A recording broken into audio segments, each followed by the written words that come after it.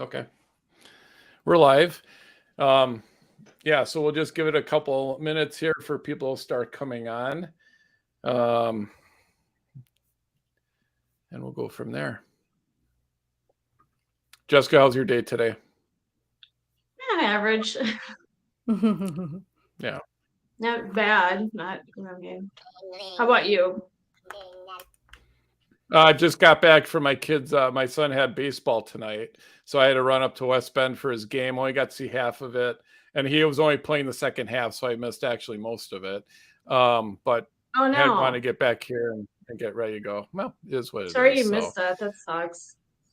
no, it's okay. We has plenty of more games, and this is definitely something that was important I want to get to. So, hi Stephanie. Yeah. Stephanie's on. Hi, Stephanie.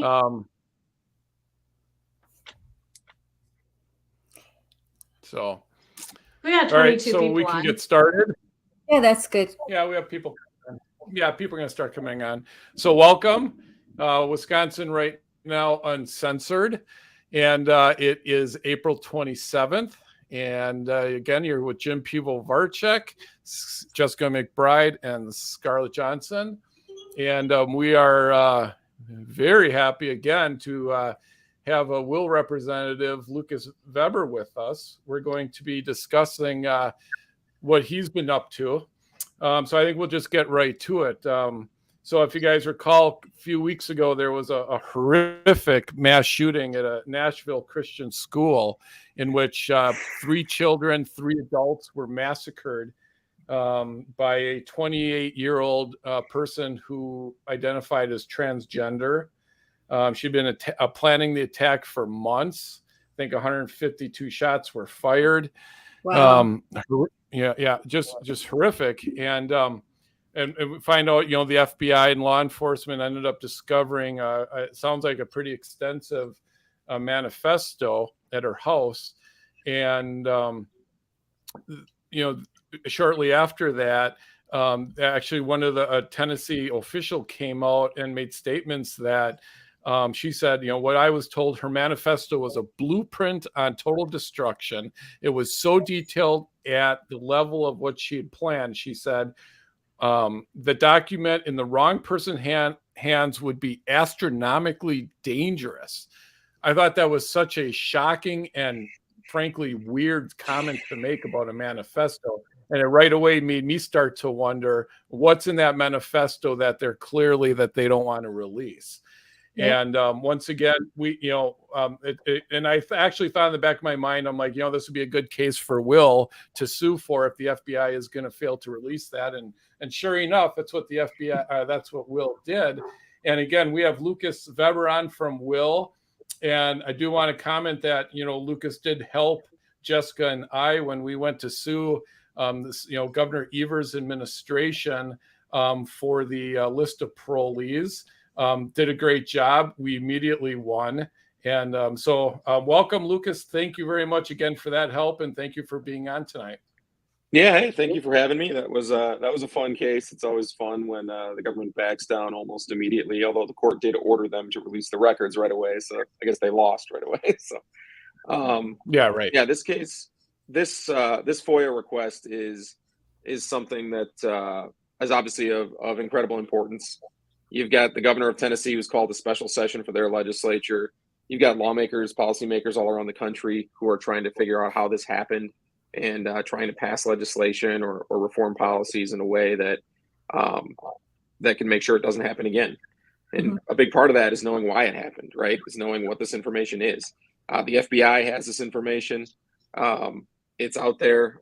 We represent a newspaper from the Nashville area, Star News, and 2 of their reporters who have requested that information under FOIA, which is federal public records law.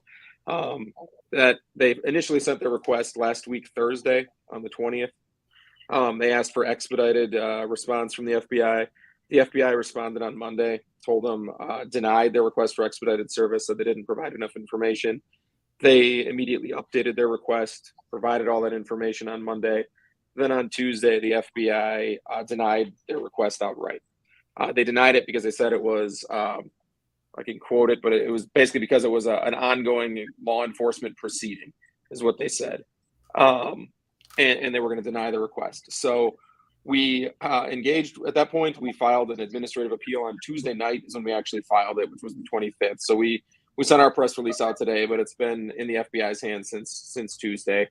And the way FOIA works is a little different than, and I'm sorry, I'm doing a lot of talking, so feel free to cut me off. So the manifesto, they're worried, like I had some of the images up, that this would be a blueprint for total destruction. I think, we are all concerned that the reason why they're withholding this is more ideological and political than safety. And I'm going to share it. There were 6 victims. 7 in all when you include the fact that Audrey Hale also perished, but there were 6 victims. 3 were children, very young children. It was horrifically sad. Unfortunately, it was immediately politicized by the left, and they took it as an opportunity to affirm the transgender movement rather than and also to speak out against guns, saying that the Second Amendment was to blame, rather than talk about mental health, talk about the effects that this was a biological girl who identified as a trans male and was likely taking, we can't say for sure, we don't have toxicology reports, but likely taking testosterone and hormones, and we don't know what effect that could have had. We do know that she was suffering from severe mental health issues, and that manifesto might give us some insight into why this happened and give families closure. Why do you think the FBI is being so evasive? We're not sure. And in many cases where there have been, horrific incidents like this, where there's been some kind of writing, some kind of manifesto or a journal or something left behind, the FBI has been pretty quick to release those. We cited in our administrative appeal a number of these horrific incidents where the FBI has released them, in some cases the next day, in some cases within 3 weeks. Here we're going on a month and they haven't yet. And so, it's hard to speculate exactly why they wouldn't, except to say that I think it's an issue of great public importance. There's a reason why so many newspapers, so many news personalities, so many people, the family, everybody wants to know what's in there. And like I said, I think it's important for policymakers to have that information, to know what makes people like this tick and what's going on. And if there's anything that can be done that could prevent something like this from ever happening again, it's important to take a look at that stuff. And I don't know why it's being withheld. It's bizarre. Like I said, we filed that administrative appeal. That starts the clock on the FBI. Federal law is a little different than state law. You can't just in the state of Wisconsin, when you submit a request and they deny it or they withhold it for too long, you can go straight to court. At the federal level, you have to exhaust your administrative remedies, it's called. So you have to file an administrative appeal with the Department of Justice first, which is what we've done here. So got the ball rolling on it, and certainly won't stop until all of our possible legal resources have been exhausted on this. So first of all, I'm happy you're doing this because I teach open records laws, so I care a lot about open governance. I've used open records laws, FOIA laws for 25 years as a journalist. I've always found that federal agencies are notoriously difficult to get information out of. I remember in a situation where I was a reporter at the Milwaukee Journal-Sentinel, and the editor called me into his office, and he had like all these boxes, sitting on the floor. And he said, 2 years ago, we asked for these FBI reports. I don't even remember what they were about. And I didn't ask for them. Some other reporter who was long gone. And it's like these boxes showed up like 2 years later. And we don't even remember what the request was. Will you look through them? So, Yeah. It's very, very common for federal agencies to stall and delay. And maybe they have even more of a reason in this case. It's a politically sensitive, culturally sensitive sort of case. So I'm glad you're taking on that cause. My question for you is this. So initially it was a city council member in Nashville who came out and said, I talked to someone in federal law enforcement and they're maybe never releasing this manifesto, and that sparked a flurry of media coverage. Yeah. Then you guys filed, this, and I noticed that immediately today, there's a flurry of stories saying, oh, well, the police are now reviewing this for release. I'm curious if you think they're doing that in reaction to Will. And if you think there's a chance that they're going to try to battle you to never release this, or is it just about the timeline and when it gets released? So we haven't heard from them yet as to what their kind of posture will be on it. I know that there's been kind of conflicting stuff coming out as to whether it'll be released, eventually, or what they're doing with it, what they're doing with it now. They're analyzing it, or so I'm not sure. As an answer, I can't give a kind of definitive answer. I can tell you that we are in it. You know us. I think probably most of your people tuning in know Will. When we take on a case, we don't take on a case to put one foot in or to dip a toe in the water. I mean, we are all in, and we're there until the end. So we're going to keep pushing this until it's released. If they want to fight us, we'll, like I said, we'll exhaust every legal resource we can until there's literally nothing else that we can do. Is there a legitimacy to this story that I have up with Breaking 911 that the authorities are set to release the manifesto, although it will be redacted? Again, I've seen a couple of reports where they've been quoted as saying they're reviewing it, it will be released, but I haven't seen anything definite. Federal law does allow redactions in some limited cases. So, as long if they do release it and it's redacted, obviously the first thing we would do is want to review all of those redactions and see if they comply with federal law. Obviously we don't know what was redacted, so but you typically, from the context of it, you can kind of gauge some of that, and that would certainly be something that we would take on next. I have a question for Jim as a former police officer on this. Jim, so the FBI is citing investigatory reasons, like, oh, the investigation's ongoing, for not releasing it, at least now. Do you think that's a legitimate argument at all? Or, I mean, as a police officer, could you see a reason investigatively this far out with the shooter dead to stall on releasing the manifesto? That's speculative. It depends what's on that manifesto. Let's say in that, she listed other names or addresses or other evidence that they're still looking into and obtaining, then they're going to want to keep that confidential. So it depends what's in it. It's also possible. I mean, they can technically leave an investigation open forever and cite that as being evidence. And I mean, I don't know, Lucas, maybe you'd have more comment on that. I mean, could they potentially keep it out of the public hands forever by just never closing the investigation? So the federal FOIA exemption that they're relying on is a specific exemption that says that the law enforcement records may be withheld if they, quote, could reasonably be expected to interfere with enforcement proceedings. And then the case law on that is pretty clear that the agency can withhold documents that are stemming from an ongoing criminal investigation if disclosure would harm or interfere with the subsequent enforcement proceeding. So here, obviously, the shooter's dead. I don't know what kind of additional enforcement proceedings there could potentially be. Certainly, I think everybody understands the need for law enforcement agencies to have to be able to withhold records while they're doing that. I mean, that's important as part of the investigatory process.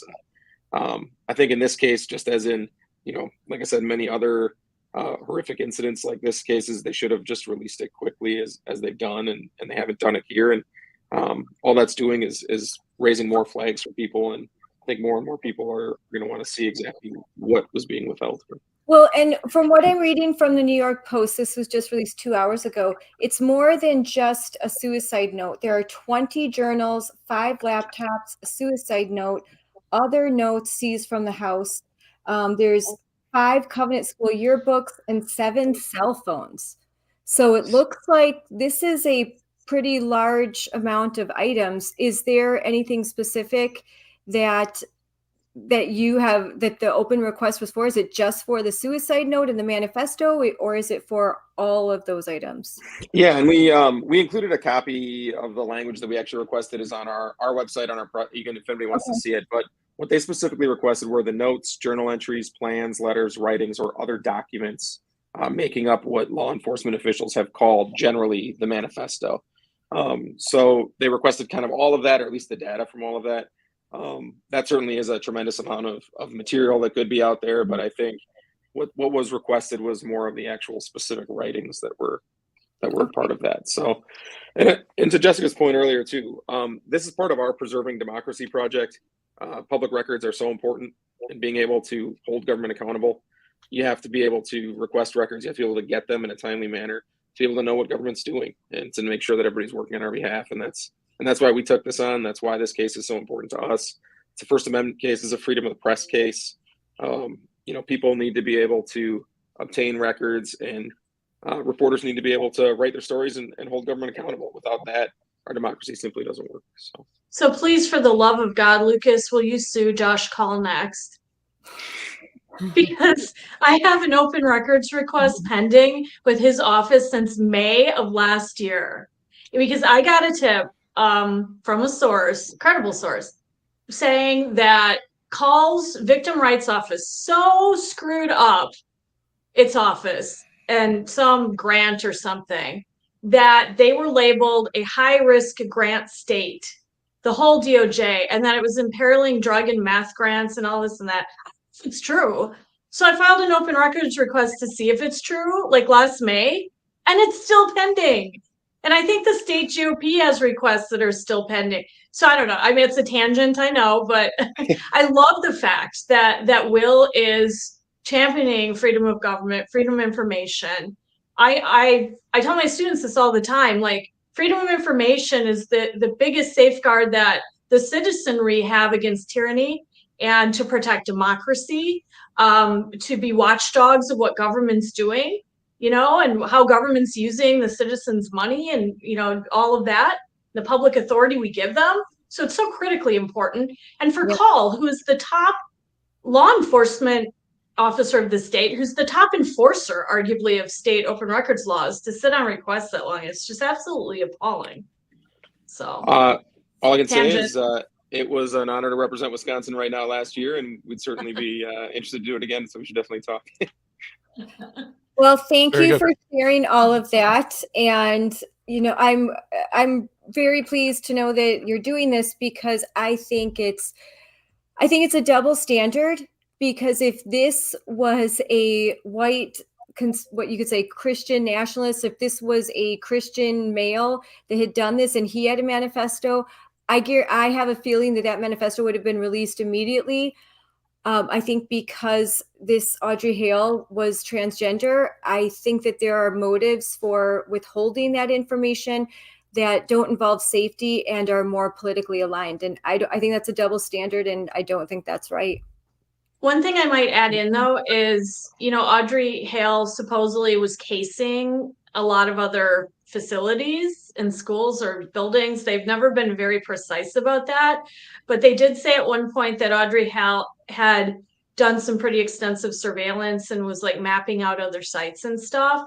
I do think, I'm not arguing it shouldn't be released. I guess what I'm about to say is the media in particular do need to exercise some judgment. Like when they get this thing, like, how much of it do they just throw out on the internet? But I'm certainly not a fan of government making that determination for a free press, right? Or for the citizenry. But I guess I just want to acknowledge a little gray area, perhaps, in terms of like what's in it, maybe. Yeah. But like I think perhaps there were late. I'm sorry, I thought you were done. Yeah, perhaps there were actual detailed layout plans of certain buildings or schools or things that, maybe that's what she was referring to, that there were actually breach of security that she had figured out that they wouldn't want released. That's and so true. That's a very good point. Maybe But I don't think that would have been in her suicide note. I don't think in the manifesto, but the manifesto. So they could release a few things. I think that they could release some things, and then maybe other things reserve that for the families. Maybe just to give families some closure, that the families could view those things. And but I think that they could release something, and it looks like they are. The pressure, what you've done, looks like it's working, and they realize that they can't hold on to this forever, and people really want to know what happened, and they want to be able to prevent it.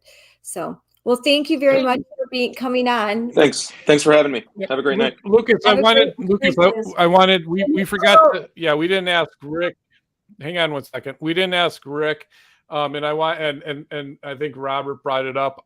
can you tell, for people that want to donate, will is so crucially important in Wisconsin right now that, and I believe you guys are supported, correct, by donations. How can people, if they want to donate to Will, how can they do that? Yeah, so Will is a 501c3 organization. You can go to our website, which is right up there. It's www.will-law.org. So will-law.org. You can donate online. It's very easy, and we certainly appreciate the kind words. So, I mean, I think Will is the most important organization in the state of Wisconsin right now for conservatives.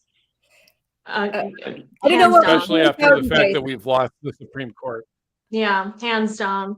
I don't know what we do without you guys, especially I'm obviously very involved in the parental rights movement and schools and school choice. So we are very, very grateful. And please, folks, donate.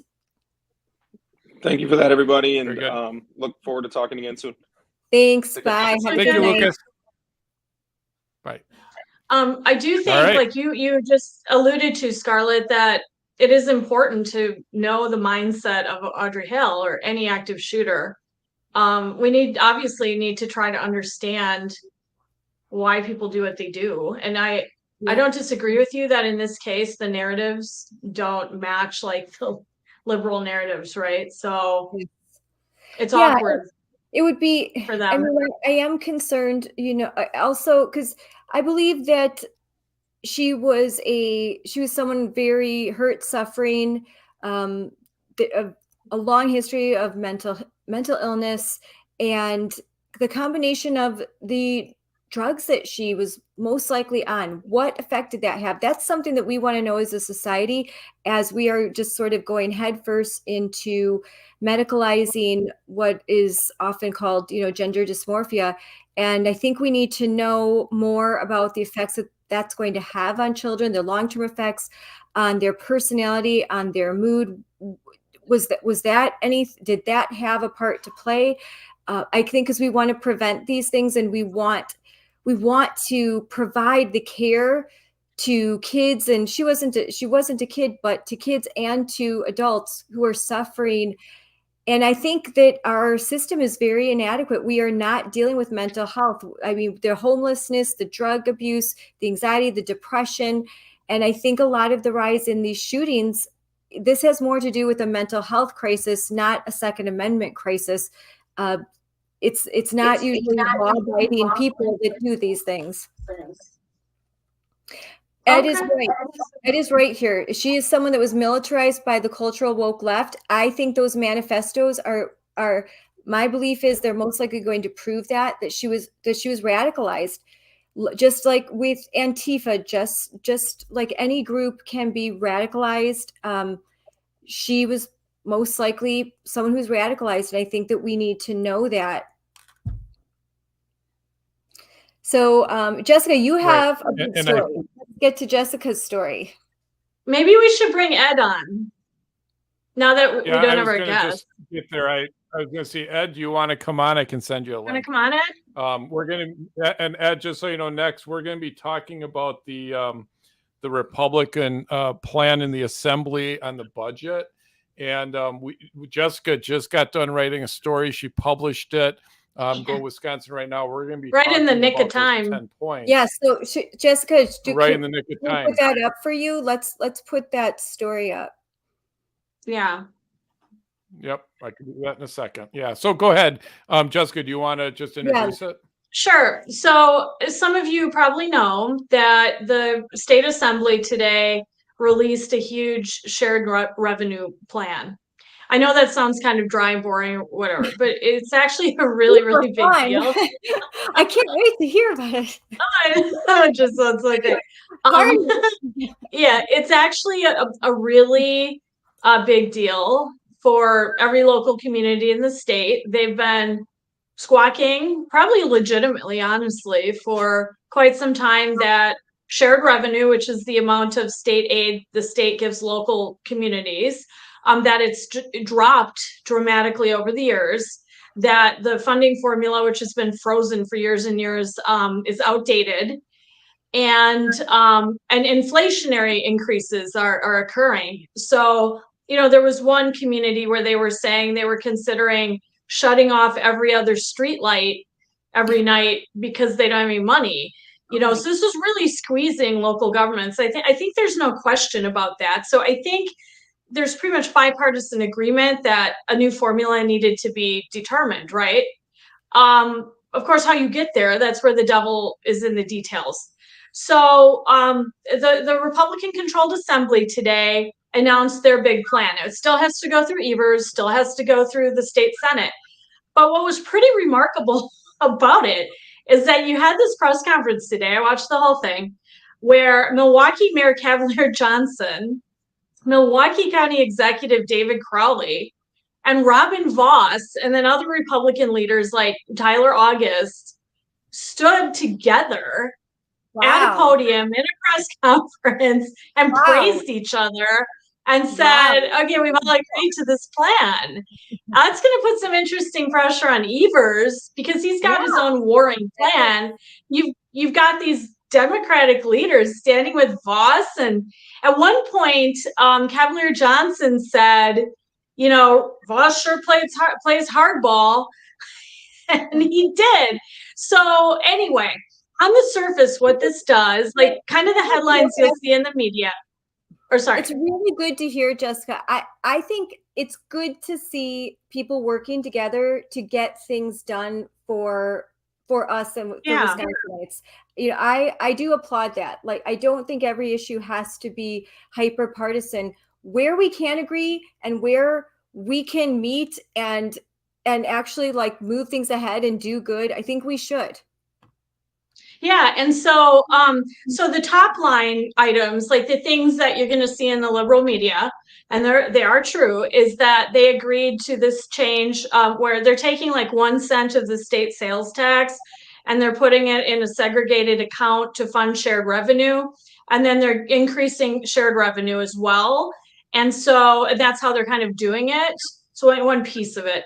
And they said that every municipality, every county, every local government, in the state, whether it's a city, town, county, village, it'll get a 10% increase in shared revenue through this plan. They're changing the funding formula. And these local governments have the ability to get more as the sales tax grows. They can get a share of that growth. So this was like sort of the top line item.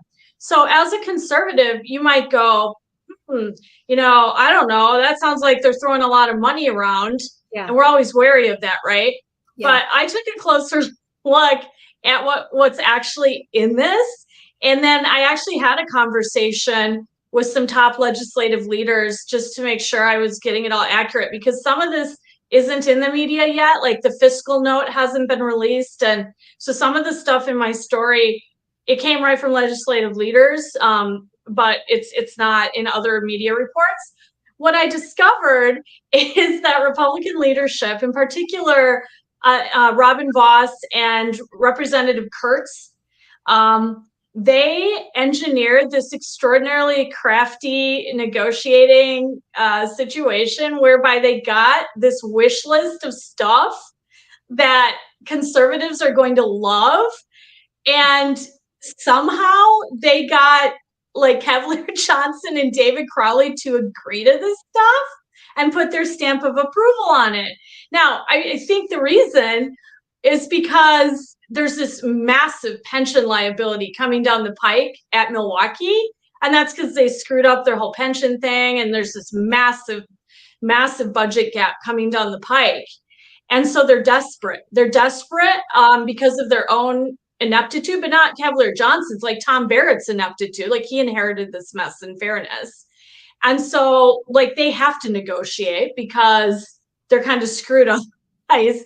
So Robin Voss, very strategically crafty, he milked everything he could out of that. So I made a list of what I'm calling like the Easter eggs, the 10 Easter eggs in the Assembly budget plan that you may not have heard of that I think conservatives are going to love. And like, I just want to remind you one more time, Cavalier Johnson and David Crowley have agreed to all these things. Mm-hmm. So maybe we just go through them one by one and see, maybe Jim, you could read them or whatever, then we can react to each Easter egg. I think people find them interesting. So yeah, we just want to make sure. So this is a proposal that the Assembly made. Jessica, has there been any indication? Has the state Senate at all responded to their thoughts on this proposal? Well, there was sort of a weird, sort of tepid, sort of cautious statement released by Devin LeMahieu, the Republican leader in the state Senate. And he's made some really boneheaded calls in the past, in my opinion. On John Tate, for example, the parole commissioner refusing to call an executive session or an extraordinary session to get him ousted, and then Tony Evers outmaneuvered him and did it himself, whatever. Things like that. Well, and then the abortion proposal too that the Assembly passed through, and he immediately shut it down. That was very controversial and a boneheaded move. Go ahead.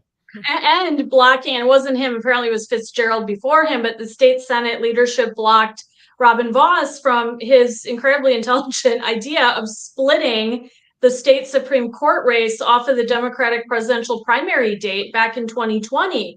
And had Vos succeeded, that might have saved Dan Kelly in 2020. But the Senate leadership wouldn't do it. So, sometimes the Assembly and the Senate, they don't agree and they butt heads. And that's step one. The Assembly has to get this through the Senate. It's sort of interesting, right? They got it through Cavalier Johnson. Can they get it through Devin LeMahieu? Then they got to get it through Evers. And honestly, LeMahieu didn't really telegraph either way, but his statement was a little weird because it was sort of cautious and he didn't seem to me like he fully promised to pass it through. So let's go through the points. We have the first one. There's a little echo. Milwaukee. So maybe Jim, you can read them. Maybe I can see Milwaukee can't defund. All right. So number one. Go ahead. Do you want to read it, Jim, or you want? Yeah, Milwaukee why don't you can't read it? Defund the MPD. Yeah. All right. Milwaukee So can't defund the MPD. So one point, one of the readers made in the comment, and they're accurate. So an important part of this plan is allowing Milwaukee to increase the sales tax 2%. And the county, it's not 3. It's something like 0.375 or something. But only if the public approves it in a referendum. I guess I don't really care about that because if you don't live in Milwaukee, you don't go to Milwaukee, you're not going to have to pay it. So if Milwaukee voters want to approve a referendum to pay this, I don't care. That's just my opinion. But so let's say this goes through. Well, then I know conservatives are going to think, well, they're going to blow that money, right? They're going to go and spend it on violence prevention programs and T-shirts and whatever else, Milwaukee officials like to blow money on. But Vos and Republican leaders baked into this an Easter egg that bans, Jim, you're going to like this, bans the city of Milwaukee. Well, they've agreed to it. It's not really a ban. So it's an agreement that they will not reduce the size of the Milwaukee police force, the number of sworn officers on the force, lower than, I think the numbers are in the story, Jim, 1630?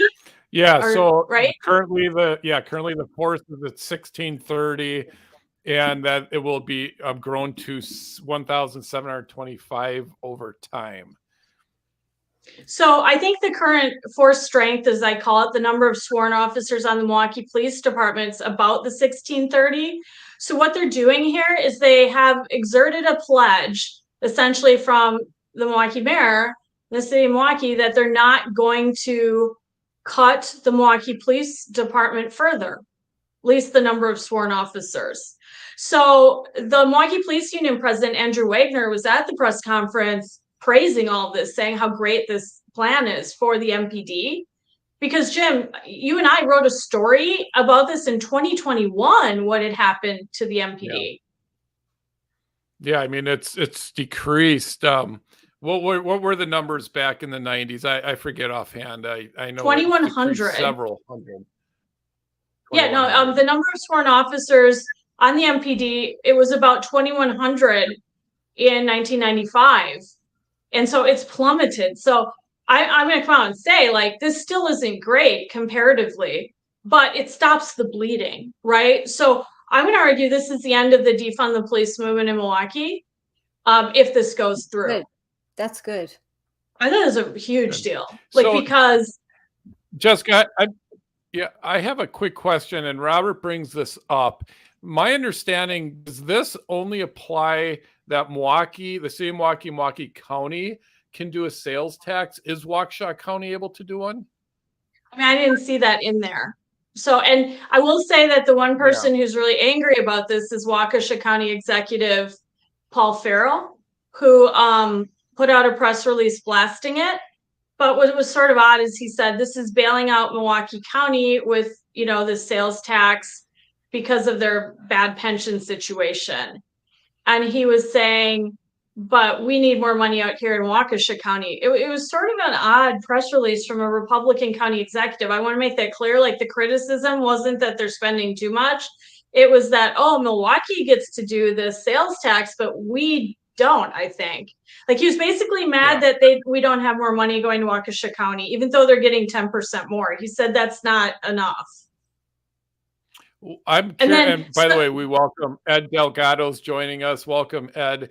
Hi, Ed. I am curious, why don't we, and maybe this is a question for Robin Voss, our legislator, but why don't we just allow all municipalities make that decision if they need to raise sales tax? I wonder why we're restricting that.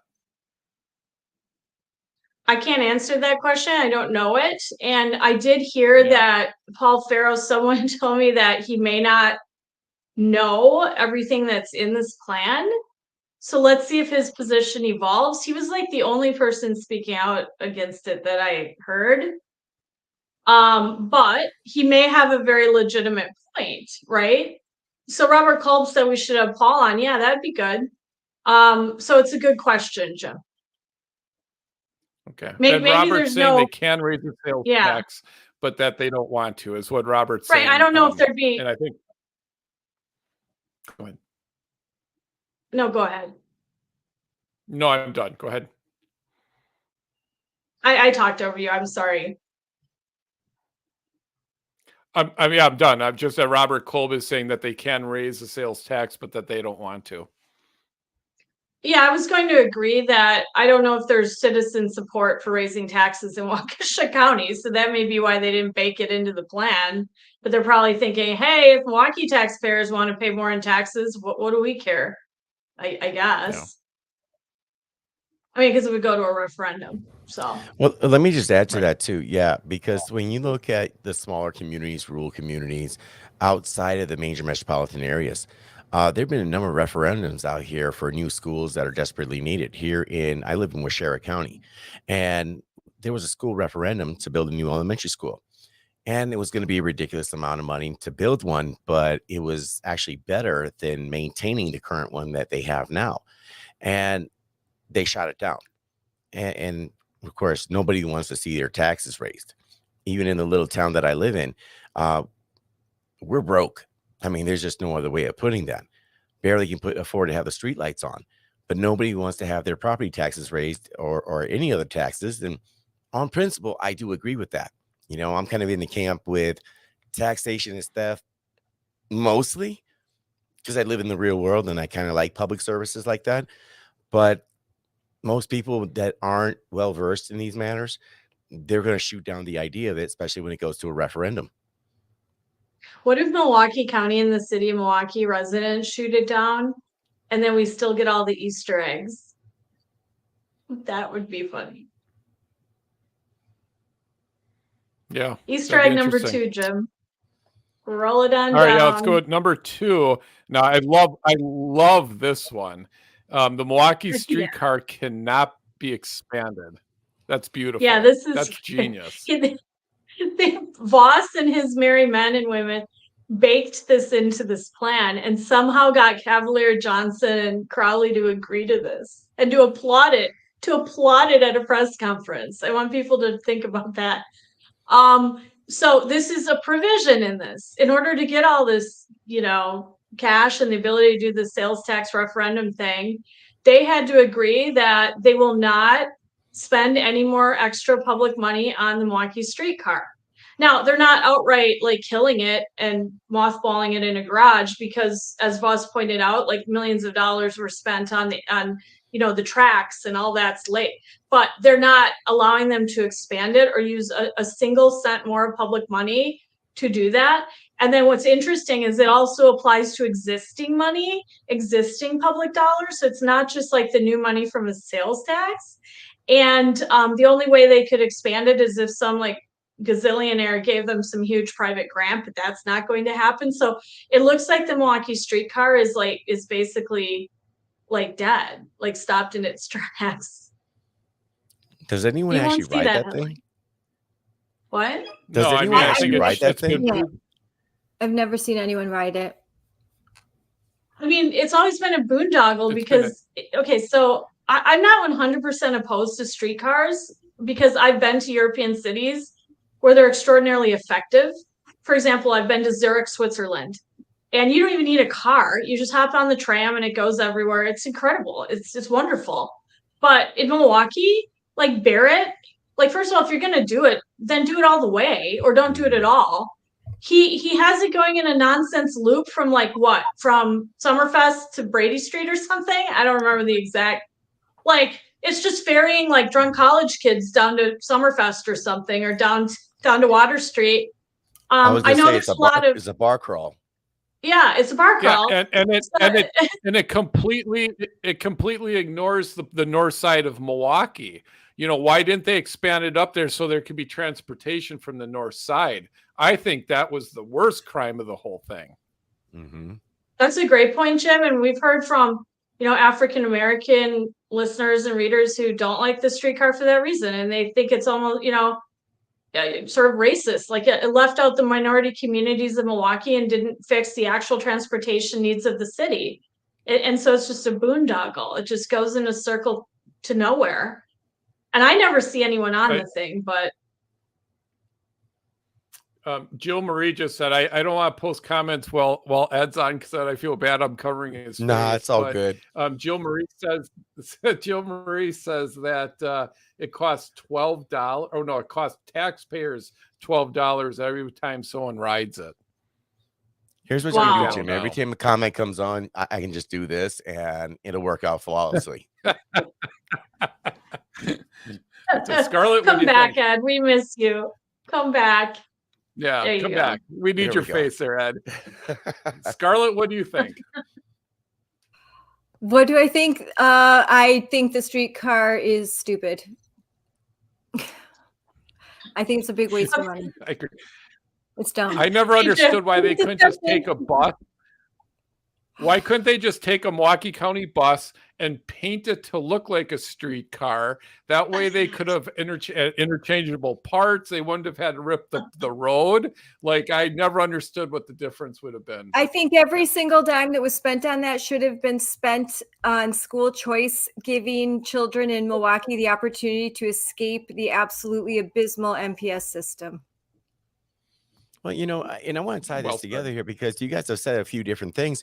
And it's like, okay, what's one of the biggest problems that people that live on the north side, living on the south side, have in common? Transportation. Dude, beeline it to downtown. Hit the major areas between, 35th and going all the way to the lakefront. Everybody, who brings in temp workers, other things like that. That's just common sense. And you know what? Yes, do a loop. So that way you get folks that are in the hotel areas going to the, to whatever arenas in Milwaukee these days. I can't keep track of like all the name changes and everything that happen.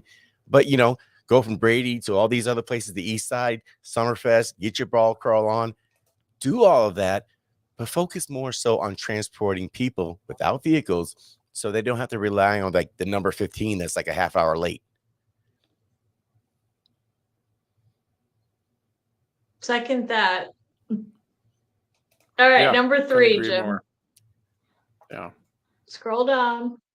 All right, number 3. Yeah. All right, Milwaukee Police and Fire Commission will have a cop and firefighter on it for sure. That's a shocking revelation. What again, that's pretty great. You're going to have both a cop and a firefighter be on these commissions to start being able to help make policy decisions. So Jim, as a cop, a former Great cop, move. like what is your impression of the Milwaukee Fire and Police Commission? I think they're corrupt. I think they all should be fired. I think they're responsible. Have a great responsibility towards the spike in crime. I think the way they treat their cops is atrocious. That's pretty much sums it up. Yeah, and I mean, look how they treated Alfonso Morales, right? The former MPD chief, and they had to give him all kinds of money because of how they illegally demoted him and all of this. And Mhm. so what Voss is doing here is getting again Cavalier Johnson, the city of Milwaukee, to agree to reform of the Milwaukee Fire and Police Commission. And so the way it's going to work is that the Milwaukee Police Union, the Milwaukee Firefighters Union will each get a seat on, their candidate, their person will get a seat on the commission, guaranteed. But they get to each pick 3 candidates and then refer those to the mayor. And then the mayor gets to pick, but he has to pick from their 3 candidates. And one seat has to be a person who has served as a police officer, and one has to be a person who has served as a firefighter. I think this is great because, right now you have a commission of mayoral appointees who are in some cases for abolishing the police. And yet they're serving on the Civilian Oversight Commission that has a lot of power to fire and suspend police officers and to meddle in police policies and things like that. The other change that they baked into this plan is that the Milwaukee police chief will be empowered when it comes to policy decisions, and they're taking the power away from the Civilian Commission when it comes to policy directives. And so the chief, in consultation with the mayor and the common council, because the chief's still a mayoral appointee, right, gets to make the decisions on policy, not these crazy left-wing civilian, abolish the police people they've got on there now. I think it's great.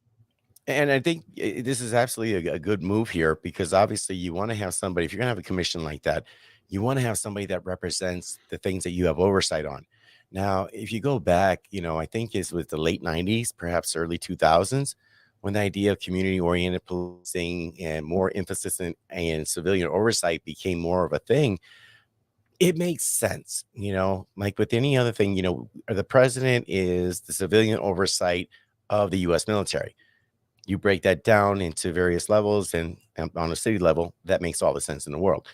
But you need to have people that have been in the dirt, who are police officers, that are firefighters, so they can say, listen, I understand this is what you think, but let me tell you how this actually operates, and then let's discuss. I don't think we've had that. You're exactly right. Yeah, I think like when it comes to body camera video would be a good example. The public, I don't think, understands all the intricacies around body camera video. Usually an encounter with a police officer is oftentimes the worst moment of someone's life, and that is being recorded, and now that's available to be thrown up on the internet for everyone to see. And I don't believe that the Police and Fire Commission totally understands that and appreciates that. And I think that's where having a police officer on the board would be able to help instruct, educate the other board members on some of these issues. And also just use of force situations. So I was thinking back to like the Rittenhouse case, and how that night there were all these videos live streaming, and all these armchair quarterbacks who look at these videos, or Jacob Blake would be another example, and they immediately say the officer was wrong. But Jim, because he's, a former trained law enforcement officer, trained in use of force situations, he's been in situations with dangerous suspects. He looked at both of those videos. I remember it like it was yesterday. And with Rittenhouse, he called me and said it's self-defense. Before I heard anyone in the country saying that, because it was that night. And then on Jacob Blake, even I had an emotional reaction initially, because when you first saw that snippet of video, it looked terrible. And Jim was like, nope, you got to wait, like put the brakes on. We don't know what we don't know. The video is just a snippet of the encounter. Like, let's let it unfold. Everyone take a big, step back and let's wait before passing judgment on that officer. Again, Jim was right. Public opinion, the media, they're all going, the left, they're all going, rushing in the other direction immediately. My example in that is just that having a police officer who's been in use of force situations, they see it differently. And that's going to be an enormous asset to this commission when cops come to them and they're like, their jobs are on the line because someone's trying to fire them. Or in some cases, their lives are on the line because someone's trying to imprison them. Good point. Right. Yeah, that's a great point. Now, it's All not right. a panacea. Moving on, anyone else? Pointed out, I was saying it's not a panacea. Like Mike Albrecht is pointing out in the comment thread, the police chief could be a crazy left-wing person. The DA is letting people out the police catch. None of this is a panacea, but I do think it will help. Yeah, I still think having even a lefty police chief would be better than all these lefty police commissioners are on there. At least a police chief, no matter what his political affiliation, is still going to be able to educate the board on some of these issues that I don't think they know anything about. Scarlett, you have anything on that? I just muted it so there wasn't so much kind of ringing of the sound. But no, I'm fine. Let's move on to the next one. All right. I love this one. This one is the elimination of the personal property tax. And I'm going to start this one out because Jessica and I were talking a little earlier today, and she had asked me, she wasn't even really aware, and this is most of the public don't understand exactly what the personal property tax is. There's only one category, I think, of Wisconsin citizens that understand what that is, and that's business owners. And what the personal property tax is a tax that business owners have to pay every year on the actual equipment that is within their business.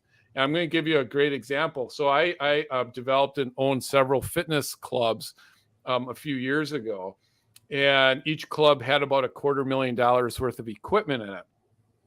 And I didn't know anything about personal property tax. I opened up my businesses the first year. I remember looking at the bottom line at the end of December, like, oh, I was all excited. I had like cleared $1,500. You had revenue of $1 million and expenses of $1 million, and you just barely make it out. And then all of a sudden I got these bills for all of my locations, personal property tax bills from each of the municipalities, in which it was roughly $3,000 to $4,000 for each club. And obviously that shot me right in the red.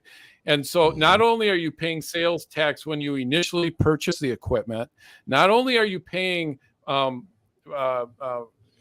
real estate taxes, either directly or as part of your rent, but you're also having to pay this tax yearly on the value of your equipment. And again, that's just for businesses. It doesn't apply to anyone else on what kind of property the average citizen owns. So this will immediately put a lot of money back in the pockets of small businesses and large businesses and in the businesses, right, Jim? Oh, absolutely. The elimination. Yeah, this has been an unfair tax to businesses for years.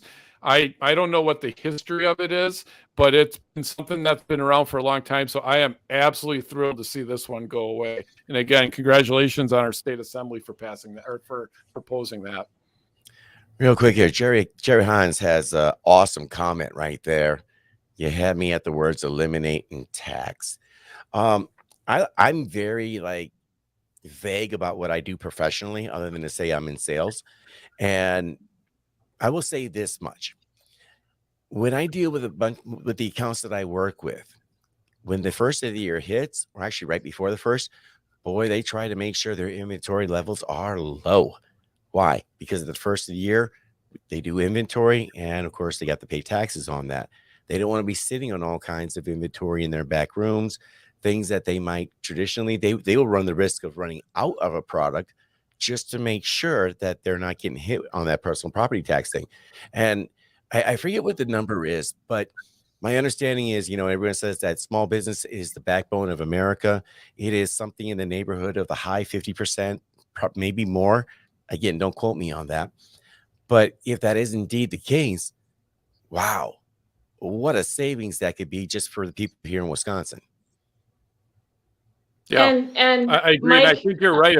If I remember right, now that I remember filling out the forms, I do believe it's the property or the equipment that you have on the premise on January 1st is the money that was taxed at the end of the year. So that would make a lot of sense. So Jim, so I understand this correctly. So you had, workout clubs, like Planet Fitness type things, Snap Fitnesses, I think they were. So what you're saying is that you were taxed every year on the same, weight machines or whatever over and over again.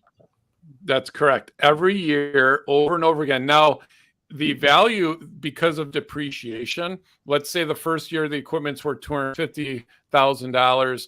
The next year, through depreciation, it might be worth $230,000. So the tax that I would have to pay would slowly decrease over time until, of course, I purchase brand new equipment, usually 3 to 4 years later. Then I would have to start all over again. So yeah, that was a tax that businesses have to pay every single year. Isn't that just criminal when you think about that? You get taxed on the money you make. You get taxed when you go spend money. You get taxed annually if you're a small business for the items that you've already been taxed on at least twice. And God forbid you sell, you're taxed on that too. And if you die, you get taxed too. Oh, yes, ma'am. Yes, ma'am. Yeah. It's This is great. This is a huge victory. It's a huge victory. Go ahead. There was a question from Mike Albrecht. He asked if it was just for Milwaukee County. My understanding is no, this is statewide elimination of the personal property tax. Yeah. Great. Anyone else have anything on that? No, I'm looking ahead to number 5. This is more my wheelhouse, number 5 and number 6. Okay. There's something for everyone in this Easter egg list. I'm very happy about the business closures. But no business closures. If there's another pandemic, you cannot shut down for more than 14 days. That's great. We need to codify more protections for Wisconsinites into law, because if there, God forbid, is ever something akin to COVID, I want to be sure that they can't shut down businesses, schools, force masking, or force vaccines. And I would like all of that codified into state statute. But this is a Milwaukee County thing, but eventually I would like all of this. No, this is for the whole state. This is okay, great. Well then, yeah, I think it's great. I think we need to do more like that. We need to absolutely do our best to make sure what happened, the nightmare of 2020, 2021, and for some into 2022 never happens again. So my understanding as well is this disempowers public health officials, these unelected, yes, sometimes left-wing. You mean the art what was her name? Andrea Paul types or whatever her name was. Social workers and art teachers that ran our public health program. Mm-hmm. Yeah, Andrea Palm, I was thinking of. People like that at the local level who now, I guess, under state law, they can just shut down these businesses like for forever, I guess, or on and on and on. And so now they could only do it for 14 days, and then it would have to go to a vote of like the common council or the village board or whatever. So it shifts the power back from these unelected public health types to the accountable elected official bodies, which is good because the voters can boot those people out if they don't like the decisions they're making, but they have no recourse against some health director, right? Yes, exactly. I'm an advocate of taking the win, whether it's a big, the big W or the little W, when you can. And this to me is a little W. Only because I guess if they still have the power to shut something down for 14 days, if you're a small business, like a restaurant or something like that, 14 days of being shut down on the whim of a public health official in your county could be losses in the tens of thousands of dollars. And while I do appreciate this, while it's not indefinite, I go back to COVID because, there'll be somebody at a grocery store who got the Rona, and what do? Well, they were open the next day. No fuss, no muss, no problem. They just cleaned everything overnight. If you were a small business, though, you were required to shut down for 10 days. And if you didn't comply, you risked the loss of a number of your licenses. I thought that was just absurd. It's a small win, but again, you got to take the W where you can. Yeah, I would mean- imagine they had to negotiate this. I'm sure that there were those that wanted they didn't want any restrictions, and others that maybe wanted some more broad language. I'm guessing this was something that was sort of a compromise. I do think that Robert Kolb has a good point. Like, the problem is the state Supreme Court again. So, of course, the court, when it was conservative controlled, of course, overturned Evers' safer at home thing and basically said that he couldn't just repeatedly extend it. He had these emergency powers, or palmed it or whatever, for a certain number of days. But then the legislature had a say, right? And he was trying to skip over that. I do worry, as Robert pointed out, like, if there were such a situation to ever arise again, what would the liberal control court do? Something totally different. So I agree with all of you. It's not like, it's not going to stop everything, but it's We'd all better be than right. what is. I mean, Mike raises a good point. There should be no shutdown. Why are we even allowing the 14-day shutdown? Why don't we just let each individual business decide? No, I'm going to counter you guys on something. Like, I remember in the first days of COVID, like, we had no idea what we were facing. Yeah, And I don't think it's totally irrational for like a week, or maybe it should be a week instead of 14 days. But for, to assess like what the hell is going on, like, is this what if COVID had turned out to be 85% lethal or something? Well, I think it says no more than 14 days. I don't think there's a requirement to shut down for 14 days. I think it's just there's a ceiling. It's not necessarily a floor, it's a ceiling. And I think if there was an actual like major pandemic, something, I think necessarily people would voluntarily choose to do that. But I think that's a ceiling. I think it was just a way to make sure that there wasn't the never ending closures and shutdowns, that they would be limited by something. So, I mean, like I said, it's a small win. Let's take it. Let's not. And I would agree with that. And I would agree with that, but I think this particular point was written with looking back in retrospect, because obviously we don't want a repeat of what happened, in 2020. But at the same time, to Jessica's point, and I'm in wholehearted agreement with this, because I remember even at the time, I'm like, okay, I don't want no one touching me. I'm not wearing a mask, but you know what? Hey, we can do the 6 feet thing because I generally don't like people too close on me anyway. So it was no harm, no foul. So, if we were talking airborne Ebola, where we had people walking down the street like bring out your dead, we're talking a totally different story. We're at that point, we're talking social collapse, we're talking extinction level event. We weren't at that point, despite what we saw in the mainstream media. So I feel like this is more reactionary. But I do think that laws and policies or whatever, they have to anticipate all situations or be written to anticipate. I think that's why they're saying the 14 days. What they're just trying to do, like Scarlett said, is put a cap on it where they have to have some accountability, and elected officials have to make the call, because they're beholden to people, and people can kick them out if they don't make the right call. Again, I think the goal was to put a ceiling, and they could have just left, and had they insisted on a absolute like no shutdown, that would probably stall the agreement, and then they just kick it out. I think you're thinking, listen, at least we're getting a ceiling there. Otherwise, we'd remove that, and then we'd be left with what we have in place, which seems to be an unending series. So, I mean, I think you could modify that later. Let's just make this is a starting point, and you can come back and modify that maybe at a different time. You guys are going to like the next one. Yeah, that one I like a lot. Yeah.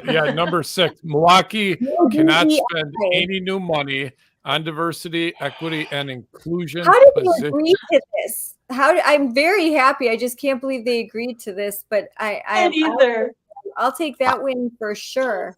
I have a theory. And this applies to, I got this, and it's not an original idea, but if you look at what they're doing in public schools with CRT, are they teaching CRT? Not officially.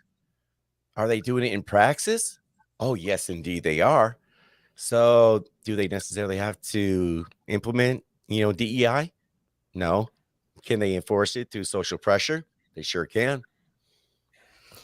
At the same time, there's been this pattern of local governments spending all this money. I remember Josh Call wanted to hire an $80,000 diversity position or whatever, where they're carving out like these really expensive jobs just to do that. They're like diversity czars or whatever within local governments. And so they can't, I couldn't believe they agreed to this, but the city of Milwaukee can't use money to create new DEI positions, including existing tax levy money, not just the new money. Yeah. Maybe even the Democrats are sick of these people because they're just like these woke wet rags that come in and they're like and basically take everything fun out and make everything horrible, make you sit through these horrible lectures that no one wants to, that and I've sat through them and oh my gosh, it's just mind numbing. And where they do a 20-minute land acknowledgement and then they're like literally like playing drums and maracas and they're all pretending like they understand Native American culture, like they're really deep in the roots. It's especially funny when you see all these white women who are just like, oh yeah, this is so beautiful. It's like, okay, you're totally virtue signaling. It's all so gross. So Jessica, I'm curious, what do you think, what kind of effect will this have on the Office of Violence Prevention? Well, they'll just say that they're not diversity, equity, and inclusion. I guess. I mean, I think that's my concern. Yeah. I think that's my concern is that, is this all just going to be a word game? Sure, maybe they won't call them DEI positions, but they end up calling them something else like a social justice position or just renaming it something similar that has the same intent. Yeah. I wouldn't put it past that. We'll see if this is for real. Yeah. Because Pride Week's coming up. So if they didn't last year they have some kind of like they did something with the police officers that they made people like in Milwaukee County have to do something like show their pride. So if we see during Pride Week that they're all sort of showing their pride and their virtue signaling, then I guess this is just perfunctory. This isn't real. I think, one thing I do like about all this is that they put these requirements on the new money as well, that like all these millions of dollars they're getting out of the new sales tax, if it goes through, and the extra shared revenue, that there are requirements that it go to public safety, police, fire, EMS services, 911 services, and pension obligations. So there's actually strict requirements that they can't take that extra money they're getting and blow it on the Office of Violence Prevention or whatever else they could conjure up, I guess. So it's actually a really public safety focused effort where they baked a lot in there to preserve and grow public safety and make sure that communities don't divert money away from public safety mission. I liked that part. I agree with you guys though, and I think everyone's saying, well, they'll just change the name and call it something else. They probably will do that. I'm not gonna lie. Yeah, I mean, dude, you don't want to be too pessimistic, and it's different. I mean, I've not seen anything like this, so I think we shouldn't be too negative. I think we should be aware and that kind of watching, but I think it's a step in the right direction. And frankly, I just think it's to me a sign that Democrats and those maybe on the moderate left or the center left, they're recognizing that woke sucks, that there's more crime. They're wasting dollars that these DEI experts they bring in do nothing for you. They're not positive. You're wasting money, and actually they're kind of causing a lot of drama, and it's not effective. And I think it's just a good sign. So it's maybe I want to be positive about it. Yeah, Well, I I think mean, you're right. yeah. I would just, my wish list would be like it's statewide, and also for like every business in the state. Doesn't matter. And I know it's a pipe dream. Yeah, I was just going to raise that. Why is it just the city of Milwaukee? Like, wouldn't it have been great if they could have included the city of Racine with John Tate's position? That's a great Mhm. point. Yeah, why Well, didn't they yeah. expand It would this spread. statewide? I mean, start in Milwaukee, and if it works, maybe then that gives cover for Racine to do this. And I Does think it's anything work in because Milwaukee? no, Milwaukee that's a good point, Ed. Milwaukee is the community with the huge pension looming obligation, so they had them by the short hairs, so to speak. And so true. that's why Milwaukee's getting the sales tax option, because it's got this massive pension obligation coming down the pike, to the degree they were talking horror stories like eliminating the 6th police district and stuff. I mean, Tom Barrett basically destroyed the city, destroyed the pension system, and then fled to Luxembourg to have like cheese and wine at art exhibits or whatever, and this massive pension obligations coming down. So that's why Milwaukee's kind of at the table and the focus. They were able to wring a lot out of Milwaukee because they're desperate. Now, when it comes to the county, though, they wouldn't go as far as Cavalier, I guess. So the county agreed not to discriminate in contracting and hiring. Okay. All right. Should we move? Now, I didn't realize number 7 was even an issue. I have to be honest. I don't know anything about this. Number 7 is protecting access to quarries to reduce road building costs. Jessica, do you know anything more about this? Just that it was described to me this way, that there are NIMBYs, not in my backyard, crazy people that want to restrict and get local governments to restrict access to quarries or the building of quarries, or they shut down quarries because they don't want it in their backyard or whatever. And communities need access to quarries because then it reduces road building costs if they have the stone and rock nearby. Mhm. And so they're changing it so that, local communities can't pander to these environmental NIMBYs and regulate like quarries. That's the bottom line. That's all I know. It sounds good to me. A Republican legislator I was talking to really liked this and was describing how a quarry was shut down in this legislator's district, and it was a big problem. And these environmental leftists managed to accomplish it, and it increases costs because it's all about reducing the cost of building roads. So it's actually ultimately a cost saving mechanism. Is the way it was described. I live in an area where there's, I think, within about a 10 to 15 mile radius, there's about 3 or 4 quarries from where I'm sitting right now. And, they're always busy. I know one of them is owned, no, 2 of them are owned by the Michaels Corporation.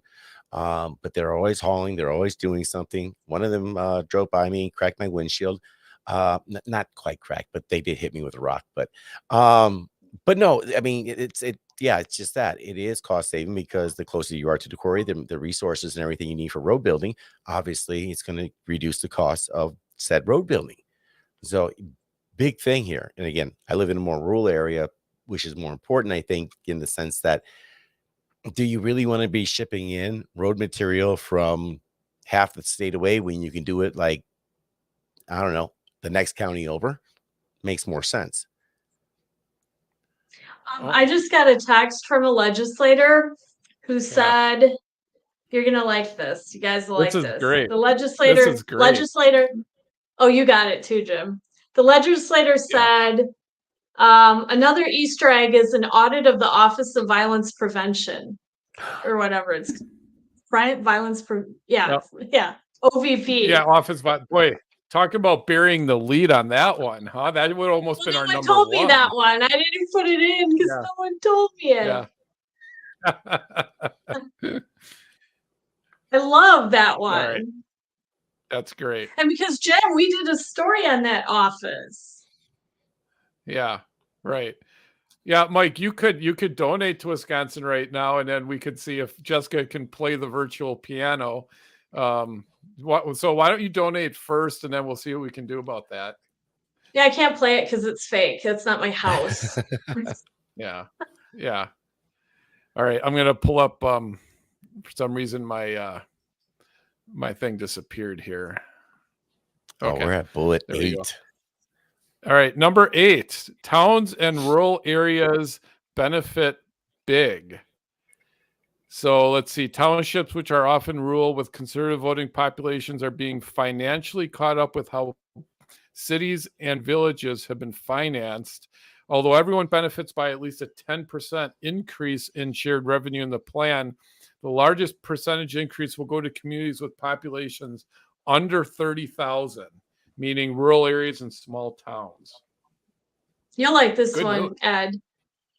So Oh, the way it was, yeah, here's the way it was explained to me is that in the current funding formula, which everyone says is terribly outdated and broken, blah, blah, blah, towns were penalized because the shared revenue concept was created back in the day so long ago that townships back then they didn't really have the responsibilities that they often exercise today with like fire and EMS services and stuff like that.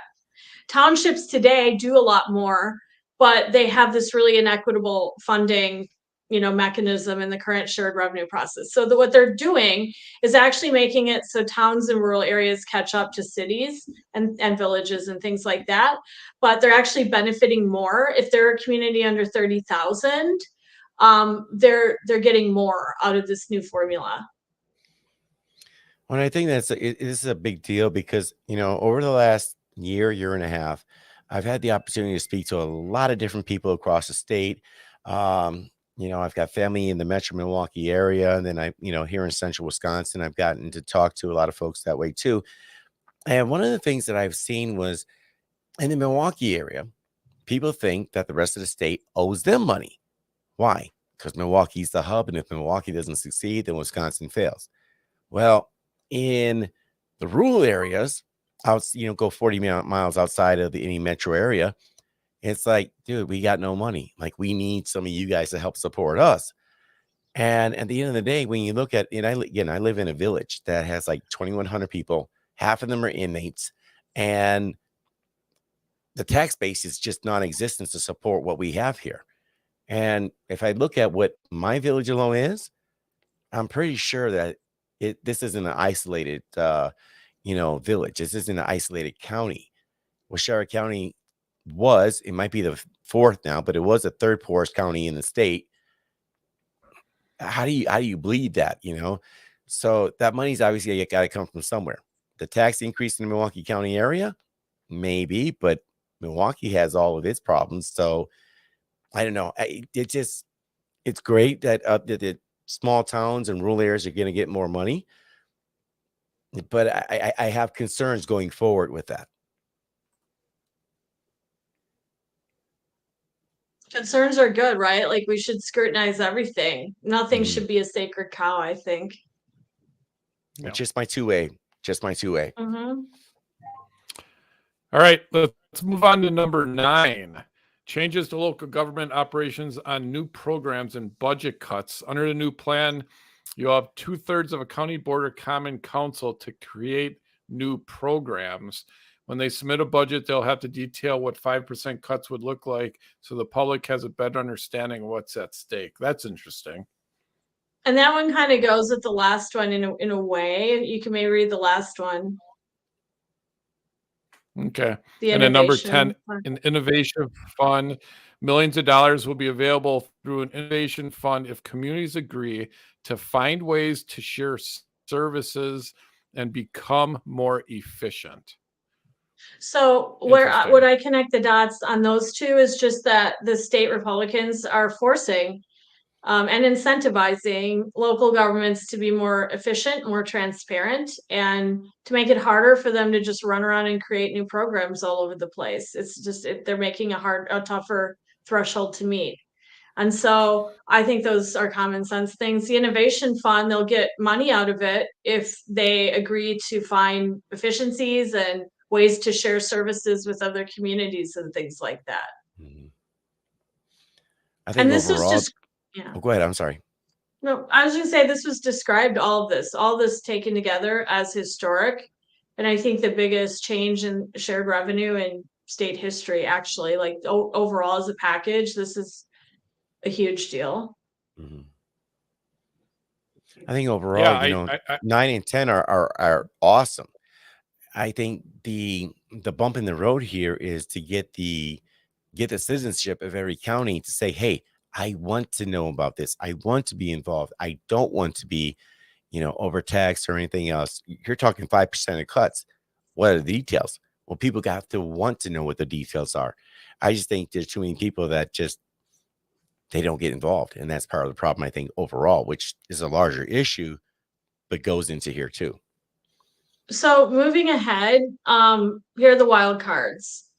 You know, the state Senate, Devin LeMahieu, who gave this kind of weird, wishy-washy, vague, non-committal statement.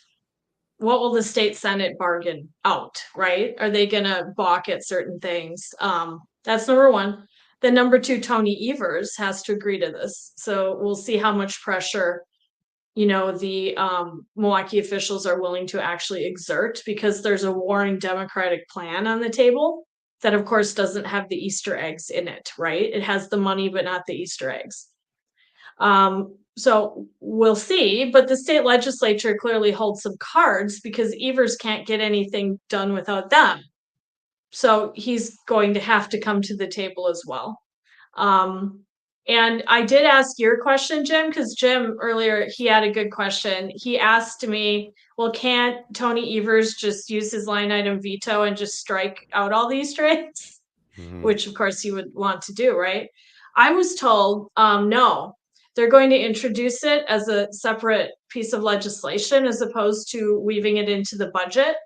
And so there's no appropriations attached in terms of the way they're crafting the language to get around that and outfox him. So he will not have the ability to use line item veto. Okay. Real quick Well, here for that's Mike. good It's not news. Scotch, it's Diet Pepsi. Just saying. You can drink on our podcast, Ed. We don't care. No, Maybe it's one of those things. I was a little foolish earlier today. I ran out of soda, so I ended up going to the store, pick some up, and it's cold. It's not cold, it's lukewarm. So break out the ice cubes, and I just hate anything that's hot in liquid form. So not Scotch, but if it was drinking, it would be bourbon. Just saying. So Robert doesn't like the plan as a whole. I'm curious your opposition. Not criticizing it, just legitimately curious. Yeah. Why aren't you happy with it?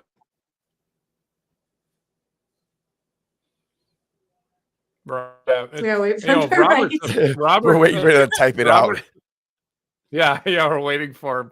But you know, Robert's really a big commentator. We should ask him if he wants to come on next Oh, yeah. time. Maybe he has to give a little bit more. He has a lot of input on this. We should have probably had him on today. I didn't realize he had so much. So he And sees a lot Stephanie, of loopholes. too. He says. Yeah. Stephanie Yeah. too. Yeah. Oh, Stephanie Suchek is absolutely phenomenal. I've had her on my podcast a number of times. Every time you have an opportunity to have her on, I feel she's like that type of person that just helps to elevate the conversation. She brings a perspective of cool, level-headed conservatism while trying to understand where you're coming from, which oftentimes I think, especially with the conservative movement, I would go so far as to go back, I would say at least 12 to 15 years, where we're not seeing that so much, you know. And I get it, politics is entertainment, but at the same time, if there are voices out there that are willing to say, hey, I want to understand where you're coming from, I can disagree with you, and you know what, at the end of the day, we can go out, get a burger, get a pizza, have a cocktail. Great, let's do that. Stephanie is definitely that person. I Yeah. love that we're able to use this podcast to bring on and introduce some of these amazing conservatives in Wisconsin to wider audiences, including you, Ed. Well, So thank we you. should definitely bring some Stephanie and Robert and other people too on our thread now and then. That'd be cool. But yeah, what did Robert say? Robert's a county supervisor.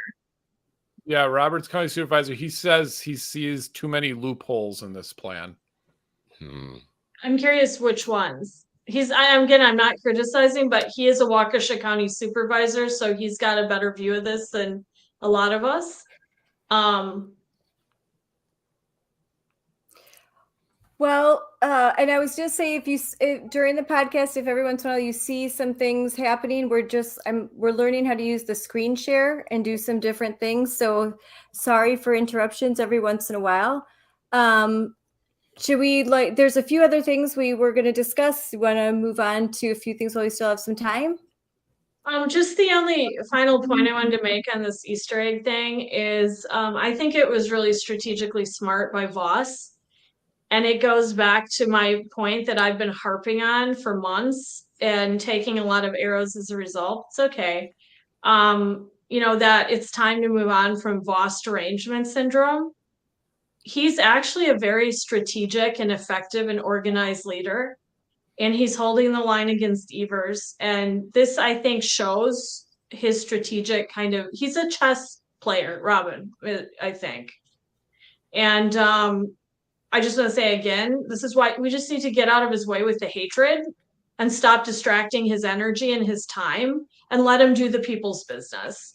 And if you don't agree with something he does, that's fine. Then lodge an intellectual objection and maybe shift the public debate your way. But enough with the harassment, because the guy is doing really important work. So yeah, I agree with you. It would be interesting to get, are they going to continue to hound him? Or are they going to actually look at this plan and say, okay, Robin actually did some good work here? And will they credit him, or will they just continue to be negative on him? I don't know. Personally, I don't really care. I would just call on everybody to just, get out of his way and let him do the people's business. And like I said, if you have an objection, lodge it intellectually, make your case, and that's it. No. But he's not the villain. I mean, look at what he got Milwaukee officials to agree to. I think it's hysterical, honestly. I find it fascinating because I've seen a lot of this, everything centered around Robin Voss for the last couple of years. And I've even had Robin on my podcast as well. And I've gotten to meet him, several times. And as a person, I like him. Nice enough guy. Are some things that I think they're questionable that he's done or said and or whatever? Sure. But I got some really close friends that I think that they have said some things that are questionable or done things that are questionable, as myself included. None of us are without guilt. That being said, though, I think if we stop focusing so much on what we hate and focusing more on our commonalities, and again, criticize where warranted, give credit where credit is due, we might be able to circle the wagons. Maybe it's just me, just a thought. No, I mean, you're right, Ed, because you might disagree with Robin Voss 20%, but I bet that's a bigger or a smaller percentage than the percentage of the time you disagree with Tony Evers, or it's like a 99% thing right there. Yeah. Or Melissa Agard or whoever runs the Democrats in the Senate or whatever. We have to remember that we have more in common. I agree with you. We all of us on the conservative side have more in common than we disagree on. Well, speaking of which, let's go to what we do have in common. And I think what we have in common is that Joe Biden sucks. So let's see. Let's finish this. Oh, here. Well, Democrats think that too. What job is it that you want to finish? Can you guys see this? You can expand it, Scarlett. Make it bigger. Yeah. Make it bigger and start it over, and maybe tell us what we're watching. How about this one? Across the country, violent start it crime is on the over. rise. All right, well, I'm going to start it over and hold on. Start off, pause. Let's finish This is a Hey, Joe. oh, I'm trying to pause it. Okay, I thought this was pretty funny, put out by the DeSantis War Room, because as everyone knows by now, Joe Biden announced on Tuesday that he will be running for re-election with Kamala Harris. And oh no. Yeah, so I With Kamala. yeah, so I thought this was kind of a funny, like lighthearted thing to put on, and I am trying to figure out how to expand it. Let's see. Like this, I guess. There we go.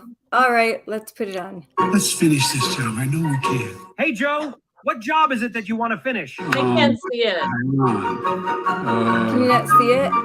I don't think we can see it. On the cusp of I would a have recession. expanded it. It might have been hard. In one. Or how about this one? Across the country, violent crime is on the rise. It's not this one, is it? Border Patrol saying that they've been completely If you guys, can you see it Definitely not this now? one, right? Yeah.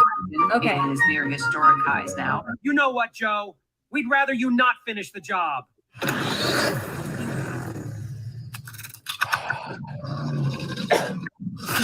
So that was Let's a fun. finish this Oh, job. sorry. Let me. Now I Hey, Joe, what can't job stop is it it. that you want to finish? Hang on. There we go. I'm just learning how to do this. Sorry. Hopefully. it'll Yeah, get better. because No, Biden that's came fine out. if That was his line. He's like, "I'm finishing the job," and everyone's like, "Please don't." I mean, I know, please God. don't. Yes, I thought it was a funny response to the fact that Joe Biden is going to be running for the Democrat nomination, and they've already decided they're not going to have debates, and that pretty much, even though Robert Kennedy Jr. has thrown his hat in and would be a far superior candidate for Democrats, would actually make things interesting. I think that they are going to stick with the comatose president who is sundowning and doesn't know who he is most of the time, because you know what? I think for Democrats, they'd prefer an empty suit, and then they can do whatever they want. It's Obama's fourth term, and they're just going to run. I mean, basically, it's weekend at Bernie's again. So it's shocking that this is how things are turning out, but they are. And as if you watch, I'm not even going to play the Biden-Harris announcement video. Oh, because do it. It was awesome. Jim, you could try and find it. I mean, I hate watching it because it's such a bunch of crap. Like, just like, let me finish the job, and clearly they have Hollywood behind them, so they can edit him and add some hair plugs, dilate his pupils, like just try and make him look like he's alive. But he isn't, and he's not running things, and he doesn't. And I mean, there was a caption earlier this week that showed that when he was asking questions to reporters, that he needed a cheat sheet with their picture, and there was a predetermined question. This is a reality show.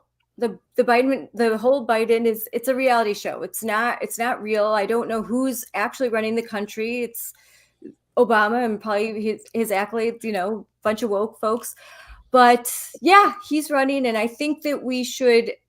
I liked the way that the DeSantis war room handled it with humor. We should mock, we should laugh, and we should cry. But I think that we should definitely not be like the Democrats, and we should not anoint somebody to be our nominee. I think it's a great thing that we have a vibrant primary where our conservative candidates duke it out, and they duke it out without low blows, but debate ideas and have the victor. That's our nominee. And I think that there was actually some calls on Twitter yesterday to basically everyone drop out. Let's just stand behind Trump. He's the guy. And I disagree with that. I think that if Trump's going to be the nominee, he would be better served to face competition, and that anything worth having is worth sort of having a robust debate about. And frankly, I'm a big fan of Governor Ron DeSantis. And I don't know if you all know, but today the Florida legislature just passed the legislation that said that Ron DeSantis can both be governor of Florida and run for president. So I would expect that his announcement will be soon. And I am very excited to see a robust debate. I am not excited to see immature name calling, which is what I've been seeing for the most part. I think Trump should treat DeSantis like a contender, and they should debate ideas. And I think treating him the way he treated, little Marco Rubio and Ted Cruz when he accused Ted Cruz's father of assassinating Kennedy, that kind of antics. I think those aren't going to work. They're not going to play well. And I would love to see a mature, robust debate among candidates. And that's what I hope to see, because I am an admirer of Trump and I'm an admirer of DeSantis. And I also think Vivek Ramaswamy, I don't know if I'm saying his name, I think he's pretty interesting. Yeah. And I love that he got Don Lemon fired. I think that's pretty great. That's a little feather in his cap. So I want to see a debate. And guess what, guys? Milwaukee is going to be where the first Republican debate is held. There's a lot of exciting things happening in Wisconsin, and we are going to be basically front and center to this primary, this Republican primary. And just down the road in Chicago, that's going to let's also take a look too. Trump was talking about how he doesn't plan on being involved in the primary debates. And his reasoning was, why should I be libeled and slandered? And it's like, dude, you're running for president. And one of his responses was, I didn't approve this. My campaign didn't approve this. And it's like, whoa, pump the brakes here. You don't get to approve this. Yeah. That's great. You were president, but this is an RNC thing. You want to be the Republican nominee? Then you know what? You got to play by the same rules. Yes, you got the stroke. Yes, you are the unofficial head of the Republican Party. I know Rhonda McDonald is the chair, but at the same time, you're running for this office. You want to win the primary. You got to play by the rules. Yeah, I really hope he changes his mind, because I want to see a debate between Ron DeSantis and Donald Trump, President Trump. I really do. I'm excited to see it. I think they will bring I want to see, because if Trump can't handle DeSantis, then he shouldn't be the nominee. And if DeSantis can't handle Trump, then he shouldn't be the nominee. They need to, and I think that Trump he was moved to the right the last time. In 2016, the debates, and the fact that he was up against someone like Ted Cruz, I think he moved to the right. He was a more moderate Republican, and I think that Trump made promises, and I think he kept a lot of those promises when he became president. Even though he was a New York Republican, he actually became a huge champion for the pro-life movement, and he did a lot of things. He really advanced conservatism in some ways, which was surprising. And I think, so I will never take that away from Trump. Are there things that I dislike about him? Yes, no one is perfect. But, I think we should, again, cheer the wins and be able to criticize the failings, because if we don't, then if someone can't take that kind of criticism, they definitely should not be running for president. So I'm sorry, go ahead. Yeah, so I don't agree with you too. So I'm going to challenge you. I don't agree an ugly primary is good for Republicans, and it will be ugly because Donald Trump's in it. And I say that as someone who voted for Trump 3 times. So I'm not a never Trumper. But I'll tell you that my opinion of Trump, it comes and goes with, what he says, what he does. I like his policies. I love his Supreme Court picks. I think his enemies are ruthlessly unfair. I think he's been subjected to gross bias by the elite media. I think the indictment out of Manhattan is atrocious and an outrage. But he's also very, very frustrating. I'm really frustrated by, the fact that he probably arguably cost us the U.S. Senate and doesn't seem to care about that. I couldn't stand the things he said from the stage about people like Joel and Rebecca Clayfish. On and on and on. We all get it. Trump is a complicated figure. I think everyone who supports him recognizes there's some times that he really frustrates people. I'm also concerned that Trump can't win a general election because there's a chunk of the electorate that will not vote for him ever. And some of them are conservative women.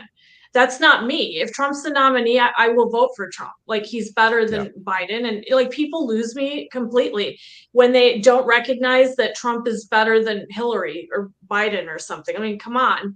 All of that being said, Trump is Trump. And he's going to make it ugly. He's going to beat up DeSantis. He's going to brutalize him. I think it might happen at his own peril because people really like Ron DeSantis. But they're going to be going at each other. They already are. And we saw what happened with Michaels and Clayfish and Doro and Kelly. And I don't particularly think that it is a good thing. I wish one of them would sit it out, and they won't. I don't think. I mean, I guess there's still an outside chance DeSantis says, hey, I'm going to do this in 4 more years, although he's coming to Wausau in a couple days. So like, he's clearly, acting like a wannabe presidential candidate. And I also have enormous respect for DeSantis. The other point that I would bring up is that a crowded primary probably is Trump's best shot of being the nominee again. Let's remember in 2016, he didn't really get over 35% of the primary vote or something, but it was so crowded. There were so many people in it that was enough to win it. And so if you have Nikki Haley and you have Pence and you have DeSantis and you have Trump, you do have this extraordinarily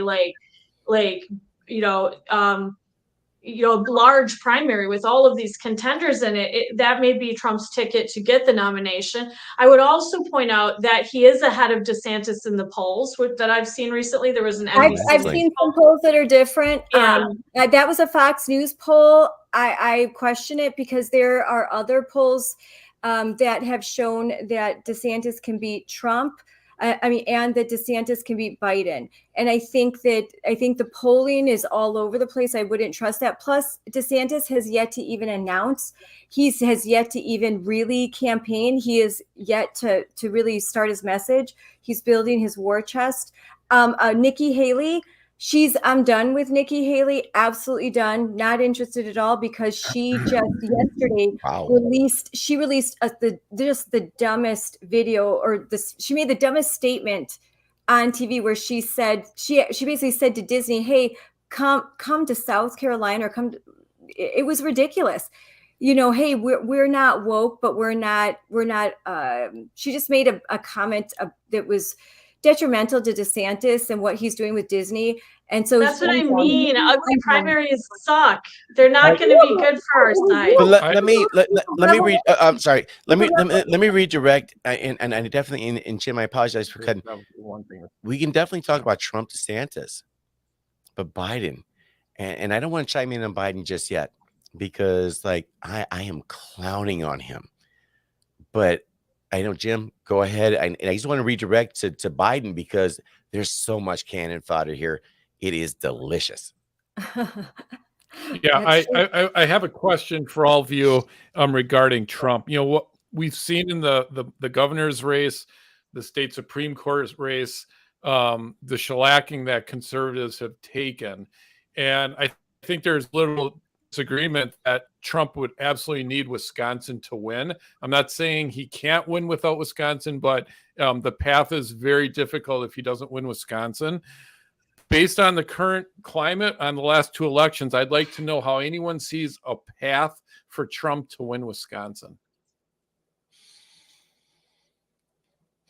I don't. Sorry. I think see that. No, we need a better turnout game. We need, I've been writing recently, the Waukesha County GOP, what the heck is going on there? There's been a lot of chaos there. We need them to step up their game, their organization, their turnout. We need to get the WOW counties back up to the percentages that, they were under Walker, but that's eroded since Trump. He's lost suburban voters, especially suburban women. How does he get them back? I mean, that troubles me. So the poll that I saw showed that DeSantis and Biden were neck and neck in Wisconsin, but that Trump was 4 points behind him.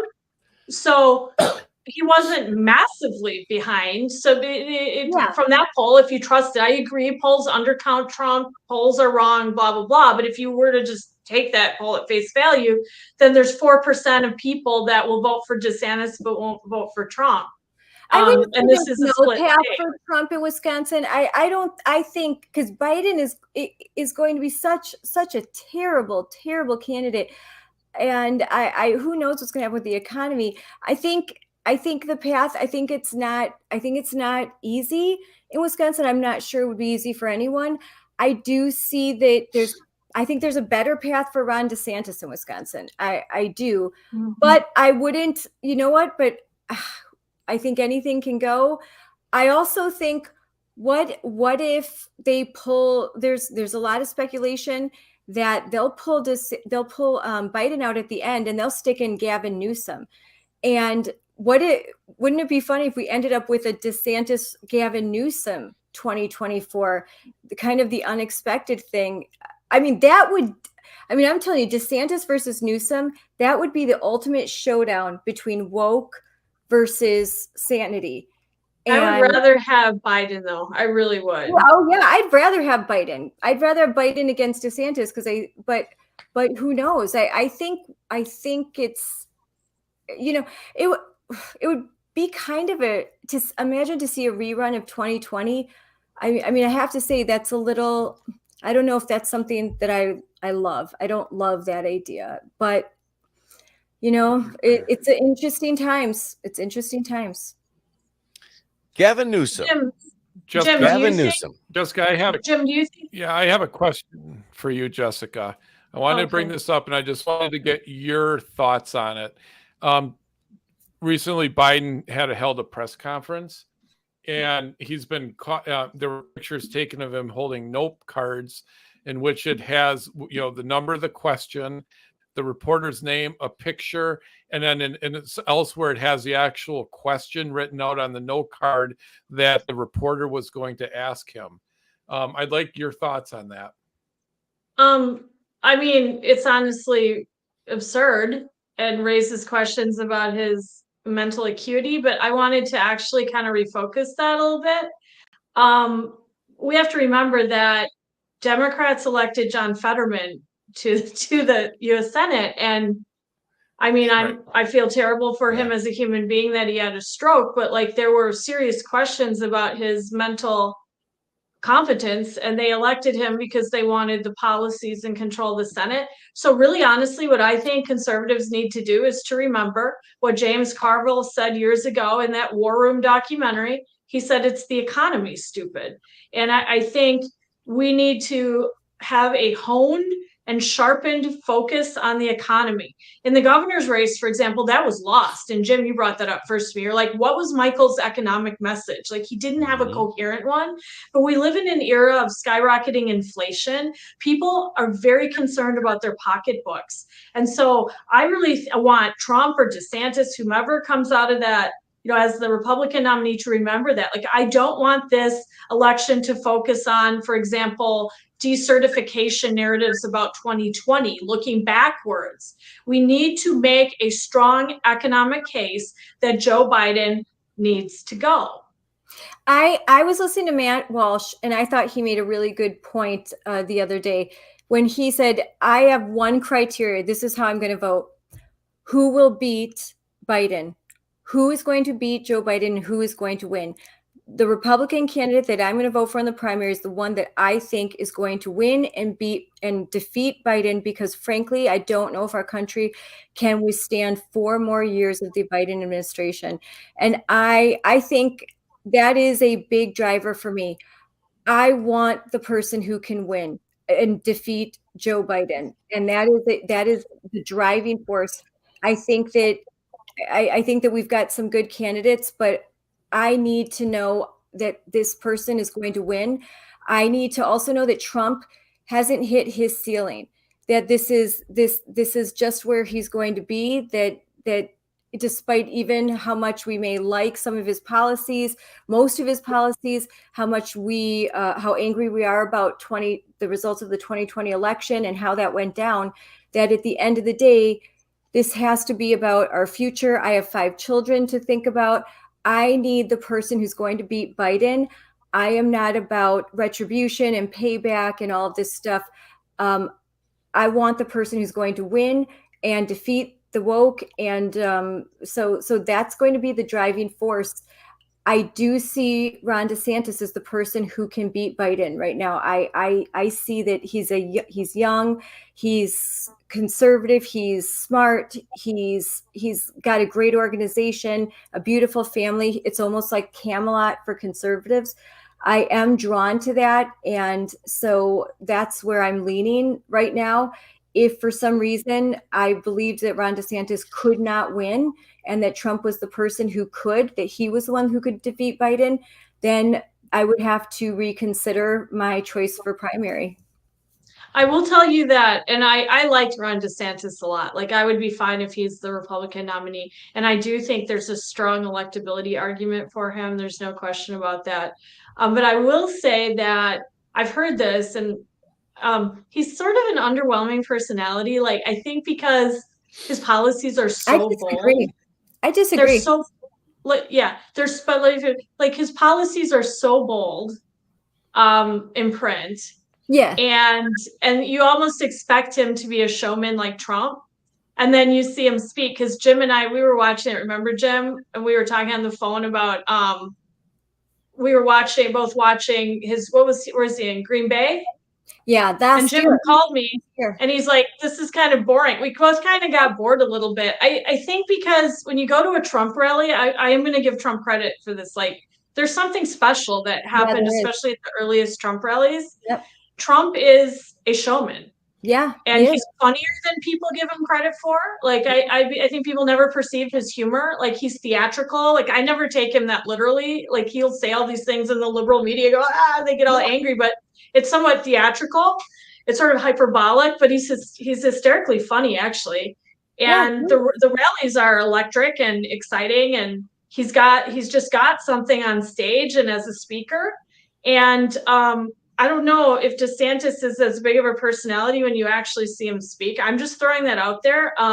He's improved a lot. Yeah. He's improved a lot over the last year. I just watched, I've watched some of his recent speeches, and they're better. But what's better about DeSantis, which is different than Trump, maybe his rallies aren't as electrifying. I do like them, but when he sits down to speak, I'm riveted. He just recently he sat down, and he had just the greatest line, because someone asked him about global warming, and he said, for every problem, I am not going to avoid it as a conservative. I am going to provide a conservative solution, because for every problem, there is a conservative solution. So if there is a problem with conservation, I'm going to find the conservative solution for that problem. I loved that. I thought that was a great way to reframe that argument, and to stop running away from these issues, and to say, hey, Teddy Roosevelt, a Republican, it was the original, conservationist. Let's embrace who we are as Republicans. I think we have a wonderful, rich history, which in Ripon, which we've just had to move the building, but we have a great legacy in the Republican Party. The Democrats should be far more ashamed of their legacy. And I like the approach of smart, thoughtful. I also think Ron DeSantis is able to bring with him the people that are needed to run a White House. Okay, and that was a problem with Trump. His staffing, he had issues, and he didn't always have he didn't make the best choices, and he didn't have the best people. And frankly, I think there's things that have happened. I'm not sure he could attract the very best and brightest in conservatism. And I think Ron DeSantis does. He attracts the best people. And so I think that as far as governing, I am excited to see how Ron DeSantis would govern. I think he would govern well.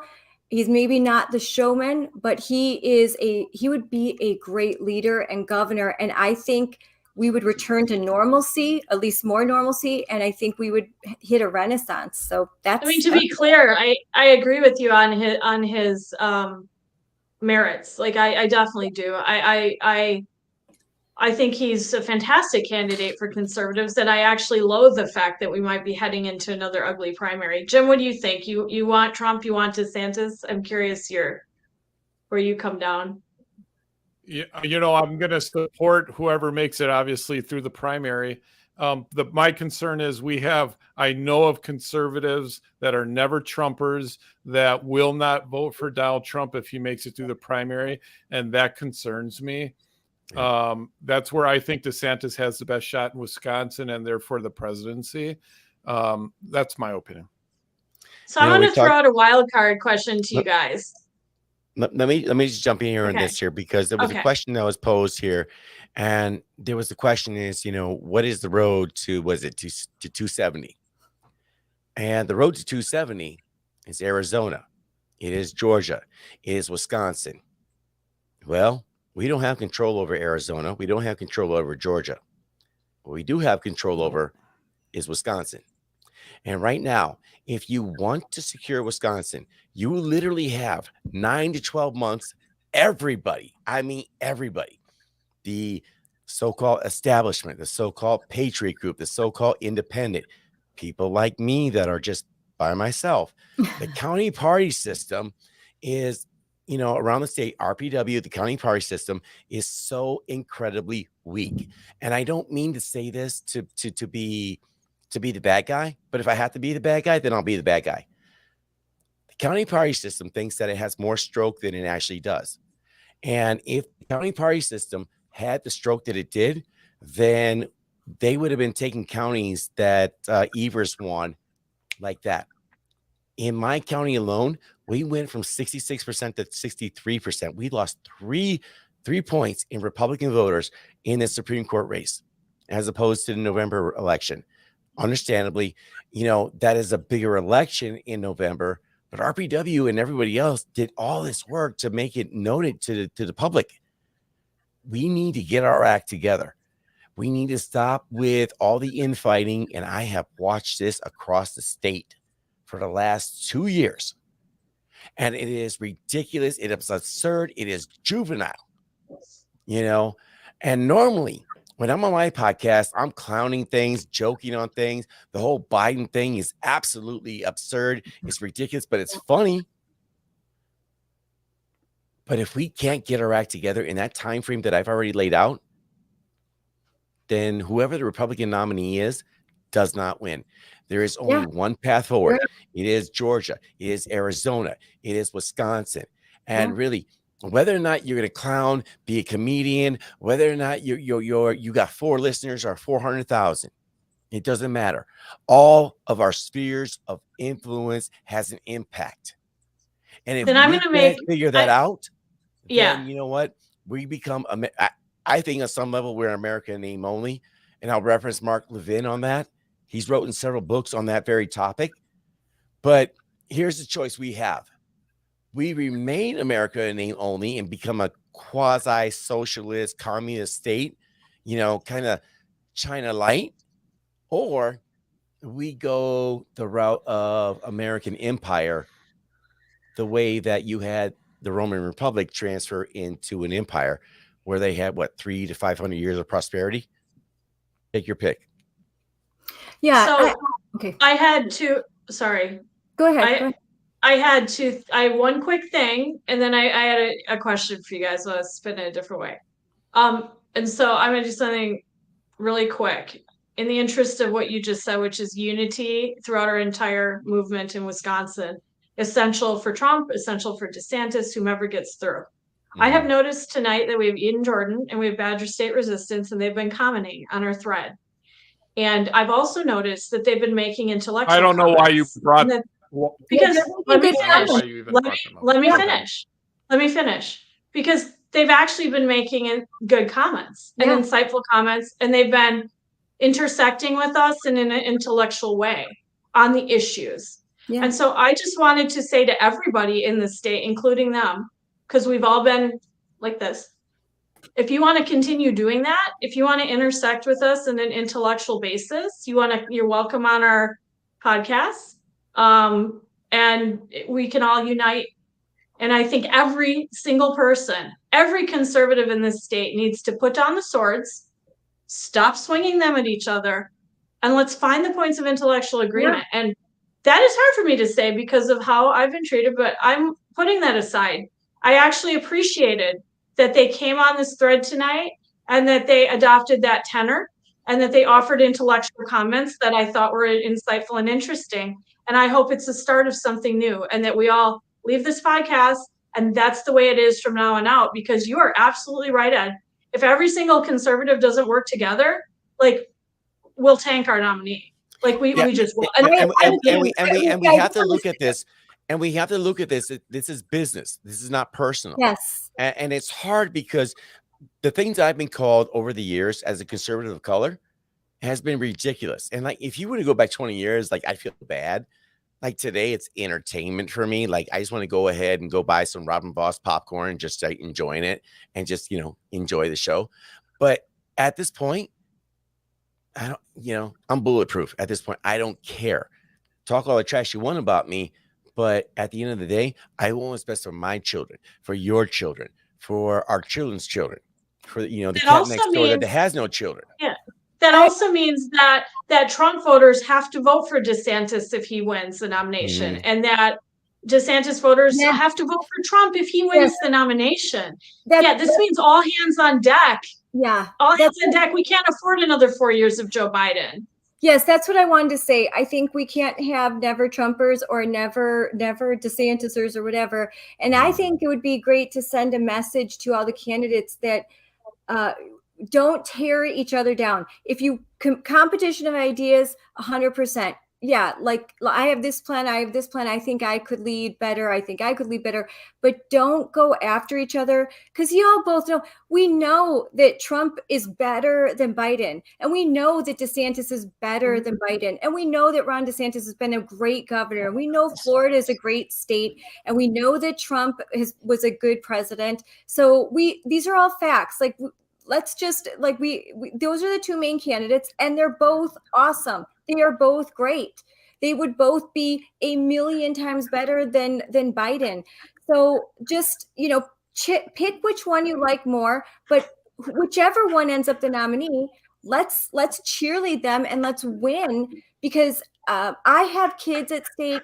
Y'all have kids at stake. This is so much bigger than that.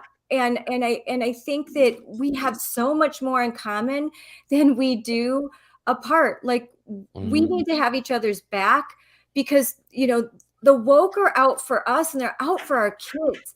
And every day I'm reporting about what they're doing to our kids. And we need to come together and protect them and realize, like, everyone in this group and everyone in our movement, we have a common enemy, and it's not each other.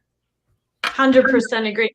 So I wanted to throw a new question out, because I saw it in the comment thread before, and I put it on my Facebook well, we page. But we need to end this, Jessica. We're at 2 hours, and I'd like to end this. So let's get this done. Okay. The question is, what do you guys think of Robert F. Kennedy Jr.? I find him to be a really intriguing figure. I would never vote for him because I know he's too far left on abortion, things like that for me. But I'm actually really enjoying the spectacle of him coming into the Democratic primary. I think he's the reason Biden won't debate, obviously. I'm a little bit worried he could siphon some conservative voters away or independent voters away from our side. But I'm finding him to be kind of refreshing, and it's really interesting to see him flipping some narratives on the left from within their own party. Yeah. What do you guys think of RFK Jr.? I really like him. I think he's a breath of fresh air. I think he's interesting, and obviously, I really appreciate all he did in and kind of define his own party and standing against, COVID tyranny and the vaccine mandates, and that also he's also very much against sort of the neocon view of dealing with the military and dealing with foreign policy. I think he's interesting, and I think that perhaps if people on Democrats really support him, and what happens to him is similar to what happened with in 2016 with Hillary Clinton, when she just sort of was anointed and Bernie Sanders was put aside. I think it would help us, because the disaffected Democrats would then maybe they would vote for a Republican. Who knows? What I've do got you no think, Jim? Jim, you like RFK Jr.? Uh-oh, Jim, you're muted. He's muted. What do you think, Ed? I've got no dog in that fight. No monkey in that circus. I'm only concerned on what's on our side. I want the best. I'm enjoying watching that circus, though. And, one thing I thought was really interesting, Jim and I spoke at, where was it, Jim? The Calumet County Party or whatever, Republican Party. They invited us to speak about Wisconsin right now. And Ron Johnson was there, and he brought up RFK Jr., and apparently they're friends. And they talk. They are. Yeah. Mm-hmm. That was interesting. Yeah. And they were talking about vaccines. They intersected on vaccines, but also Ron Johnson went on and on about the Kennedy assassination and the power of the CIA. And apparently RFK Jr. gave him a book to read. And RFK Jr. doesn't believe that Sirhan was the lone gunman in his father's assassination. And I believe he doesn't believe he doesn't believe Lee Harvey Oswald was the gunman in his uncle's assassination. But it was interesting. I think society needs more people like him who are willing to challenge orthodoxy of thought in the media, in pop culture, and in their own parties. And so I kind of admire that. Yeah, I admire it. I'm like, I think it's great. I think it's great. I mean, I think that Robert Kennedy Jr. is a throwback to a different time where if you were Democrat, that didn't mean you hated America. Like Democrats, you were Democrat, maybe you had some disagreements on the function of government and, different things, but you didn't hate this country. There were blue dog Democrats not too long ago. And so it would be great to see a renaissance of that so that we weren't so, bifurcated, that it wasn't so that we could maybe find issues where we can have commonality, because that's how you get things done. That's how you pass legislation. So it would be great to see that. It just provokes more debate on the Democratic side so that, Biden doesn't just get anointed. Of course, they'll try to rig it like they did for Hillary, right? Against Biden or Bernie. They'll try to rig it, and there'll be some pushback from that, and the fact they're not letting Biden debate. Well, of course, he can't put a sentence together coherently either. Well, he's got so many. Joe Biden has so many steroids, so many stems that are loaded up in him. I would love to see the eyes just dilated. Just, oh my goodness. Well, that Biden's not going to debate in the presidential race either. They're going to find a reason for him not to debate. They're going to come up with something because he couldn't stand it. I mean, he can't do it. He's not going to be able to debate. So if he wins again, how old would he be at the end of his presidency? 84? No. Am I right on that? He'll be in 85, 86. I mean, it's too He's old. 80 now. President. He literally is just like waddling, and it looks like it's just that's why it's conservatives to take unless they F it up by focusing on crazy stuff. It's like watching the Crypt Keeper from Tales from the Crypt from back in the day. Just sit in the Oval Office, like, oh my God, that's just it's cringy. Painful. It's almost hard. It's painful to watch. Sometimes I feel guilty because but then I remember that he's a pervert. So she's not wrong. Well, it's going to be a circus on both sides. Robert made another good point. If RFK got through, that would probably be very bad for the right because he is very liberal on a host of positions. Yeah, it would. And he'd have more independent appeal. Mm-hmm. There's no question because of his vaccine stances and things like that. Elon Musk likes him. It's all interesting. Yeah, Joe Rogan would probably support him too. And that would be huge. It would be different. There's no way he's going to make it. And I think it's unfortunate. I know maybe people would think that that would be bad for our side, but it would be good for the republic. It would be good to have two candidates, both of whom love America and we're good and decent people, and maybe one gets elected and I don't like a lot of issues, but at least I don't have to worry that this is just, this is basically an evil empty suit that's going to wreak havoc on this country and destroy it. So Yeah, I think he's a throwback. we can end it soon because Jim is very tired. He's had a long day. Jim's had Did it you with want, us. yeah, Scarlett, did you want to wrap it up with a Mother's Day, your Mother's Day thing? Do you want to end it with that? Yeah, I could end with that. I could end with the Mother's Day, let's say. All right. For Mother's Day is being canceled by the woke. Believe it or not, there are a lot of corporations that are putting out messages like these here. Mother's Day is different for all of us. Should you prefer not to receive Mother's Day emails this year, simply click below and opt out. There's some more slides. Prefer not to hear about Mother's Day? With Mother's Day coming up, we understand that this can be a difficult time for some. If you would like to opt out of Mother's Day emails, you can simply click below and we will keep you up to date on Nespresso News. I mean, this is Mac. This is Mac, the makeup company, right? The Mac? makeup company, Fry's, Etsy. There were several. This is just a sample. And the message is also not to say Mother's Day. It's not inclusive. And that, you don't necessarily have to be a woman to be a mother, and that whole message. Again, it's a war. This is the War on Women update. There is a hatred for women and a particular hatred for mothers. And to me, it's evil. And it sort of represents what woke is. Woke wants to destroy. They don't want to create. And mothers create. We create life. And the bond between mother and child is something the government very much would like to get in between. They do it every day with abortion, with thousands and thousands of abortion. They try to take from women our natural instincts. And, we've got to stand up for women and stand up for mothers. So don't let them cancel Mother's Day. There was also a school in New York wanna- City that. I want to Go ahead. go ahead. No, go ahead. No, I was just going to say there was a school in New York City. I was looking this up after you brought up this topic. I Googled it.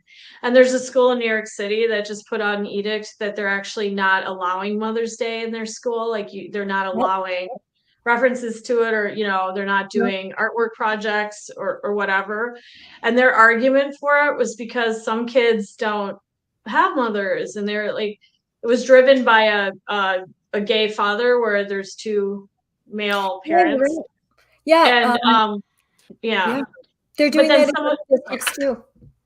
Someone else commented, well, you don't get rid of Veterans Day because everyone's not a veteran. I mean, you can still honor mothers just because not everyone has Everyone one. has a mother. Everyone has in their life. I mean, yeah, true. Everyone But does. everybody have a mother, comes but from in a their mother. life. It's amazing. To me, it just screams like a violation of the First Amendment, but okay. Wow. Jim? I still, when it comes to, it's been the hallmark of liberals and Democrats to be, in favor of, women's rights and pushing women through, at least through my lifetime up until now. And it's shocking to me how the left has just tossed women's movement and tossed women right off the bus. And I mean, where are the feminists? Where are women, standing up for this? They've all gone silent. Are they afraid to speak up? Where did they go? Yeah. That's a great point.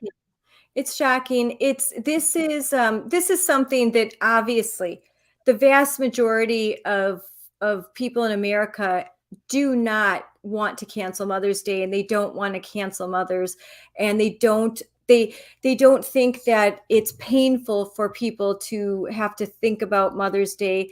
They don't appreciate that the sentiment that the word mother is somehow not inclusive. These are crazy people, and we have got to stop bending the knee to insanity and to crazy people. It is, I would just, in every way, we need to stand up for women, and we need to stand up for the privacy of girls in their bathroom. We need to stand up for women's sports, and we need to stand up for mothers. We cannot budge. We cannot live by lies.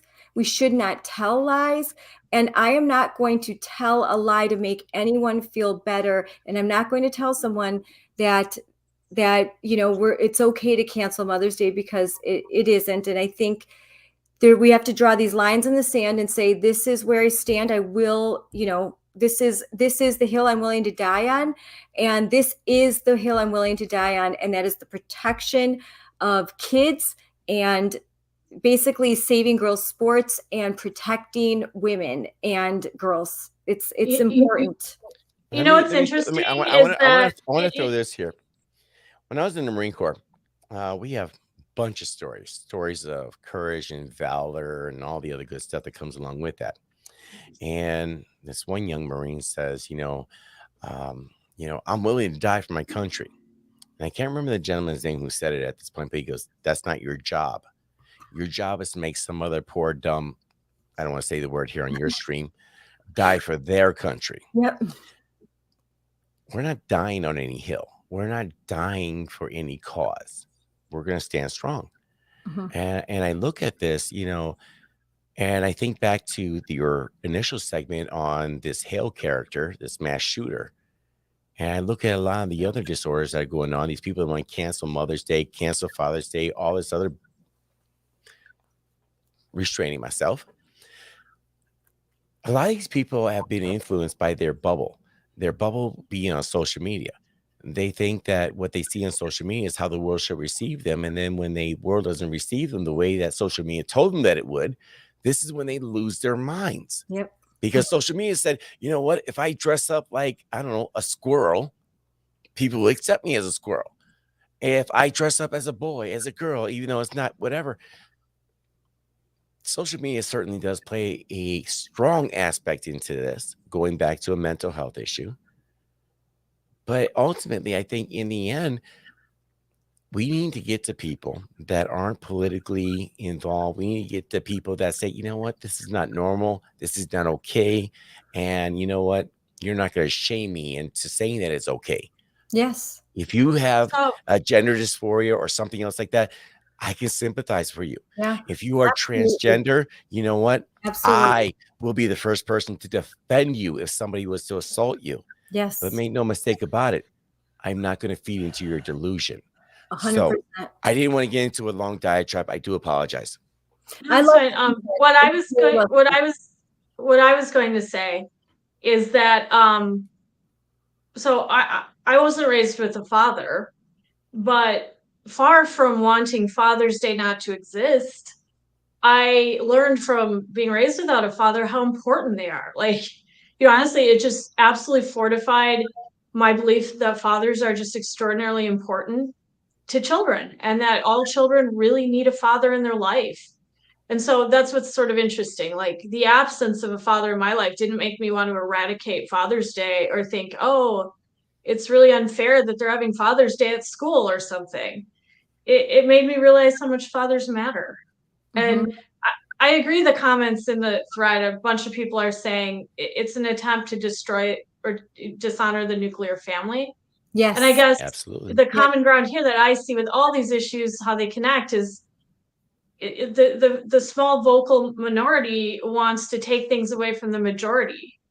So, because some kids don't have mothers, everyone else isn't supposed to celebrate Mother's Day or whatever. Because some people believe they're non-binary, we're not supposed to recognize that there are women in society and men in society, or we're supposed to eradicate gender from civic life. That's where it just goes too far. Let us have Mother's Day. Let us have Christmas. Let us have Father's Day. Let us have the 4th of July. Leave those things alone, please. Yes. Yeah. You can't cancel Mother's Day, and you can't cancel us either. And I think we had a great night tonight. And thank you, Ed, for joining us. And thank you for having me. Another Appreciate series it, of Great as conversation. always. I think it's time Appreciate to you go guys. because we're all getting tired, but we will be back next week, Tuesday. And I would say that maybe some of the issues we'll talk about, but the way the news cycle goes, who knows? Who knows what's going to drop between now and Tuesday? So stay tuned, and thank you for joining us. You know, we love you all. We love all our fans, and we love being here in the state of Wisconsin. So bye, everybody. Bye, everyone. All right. Good night. Good night. Good night. Night.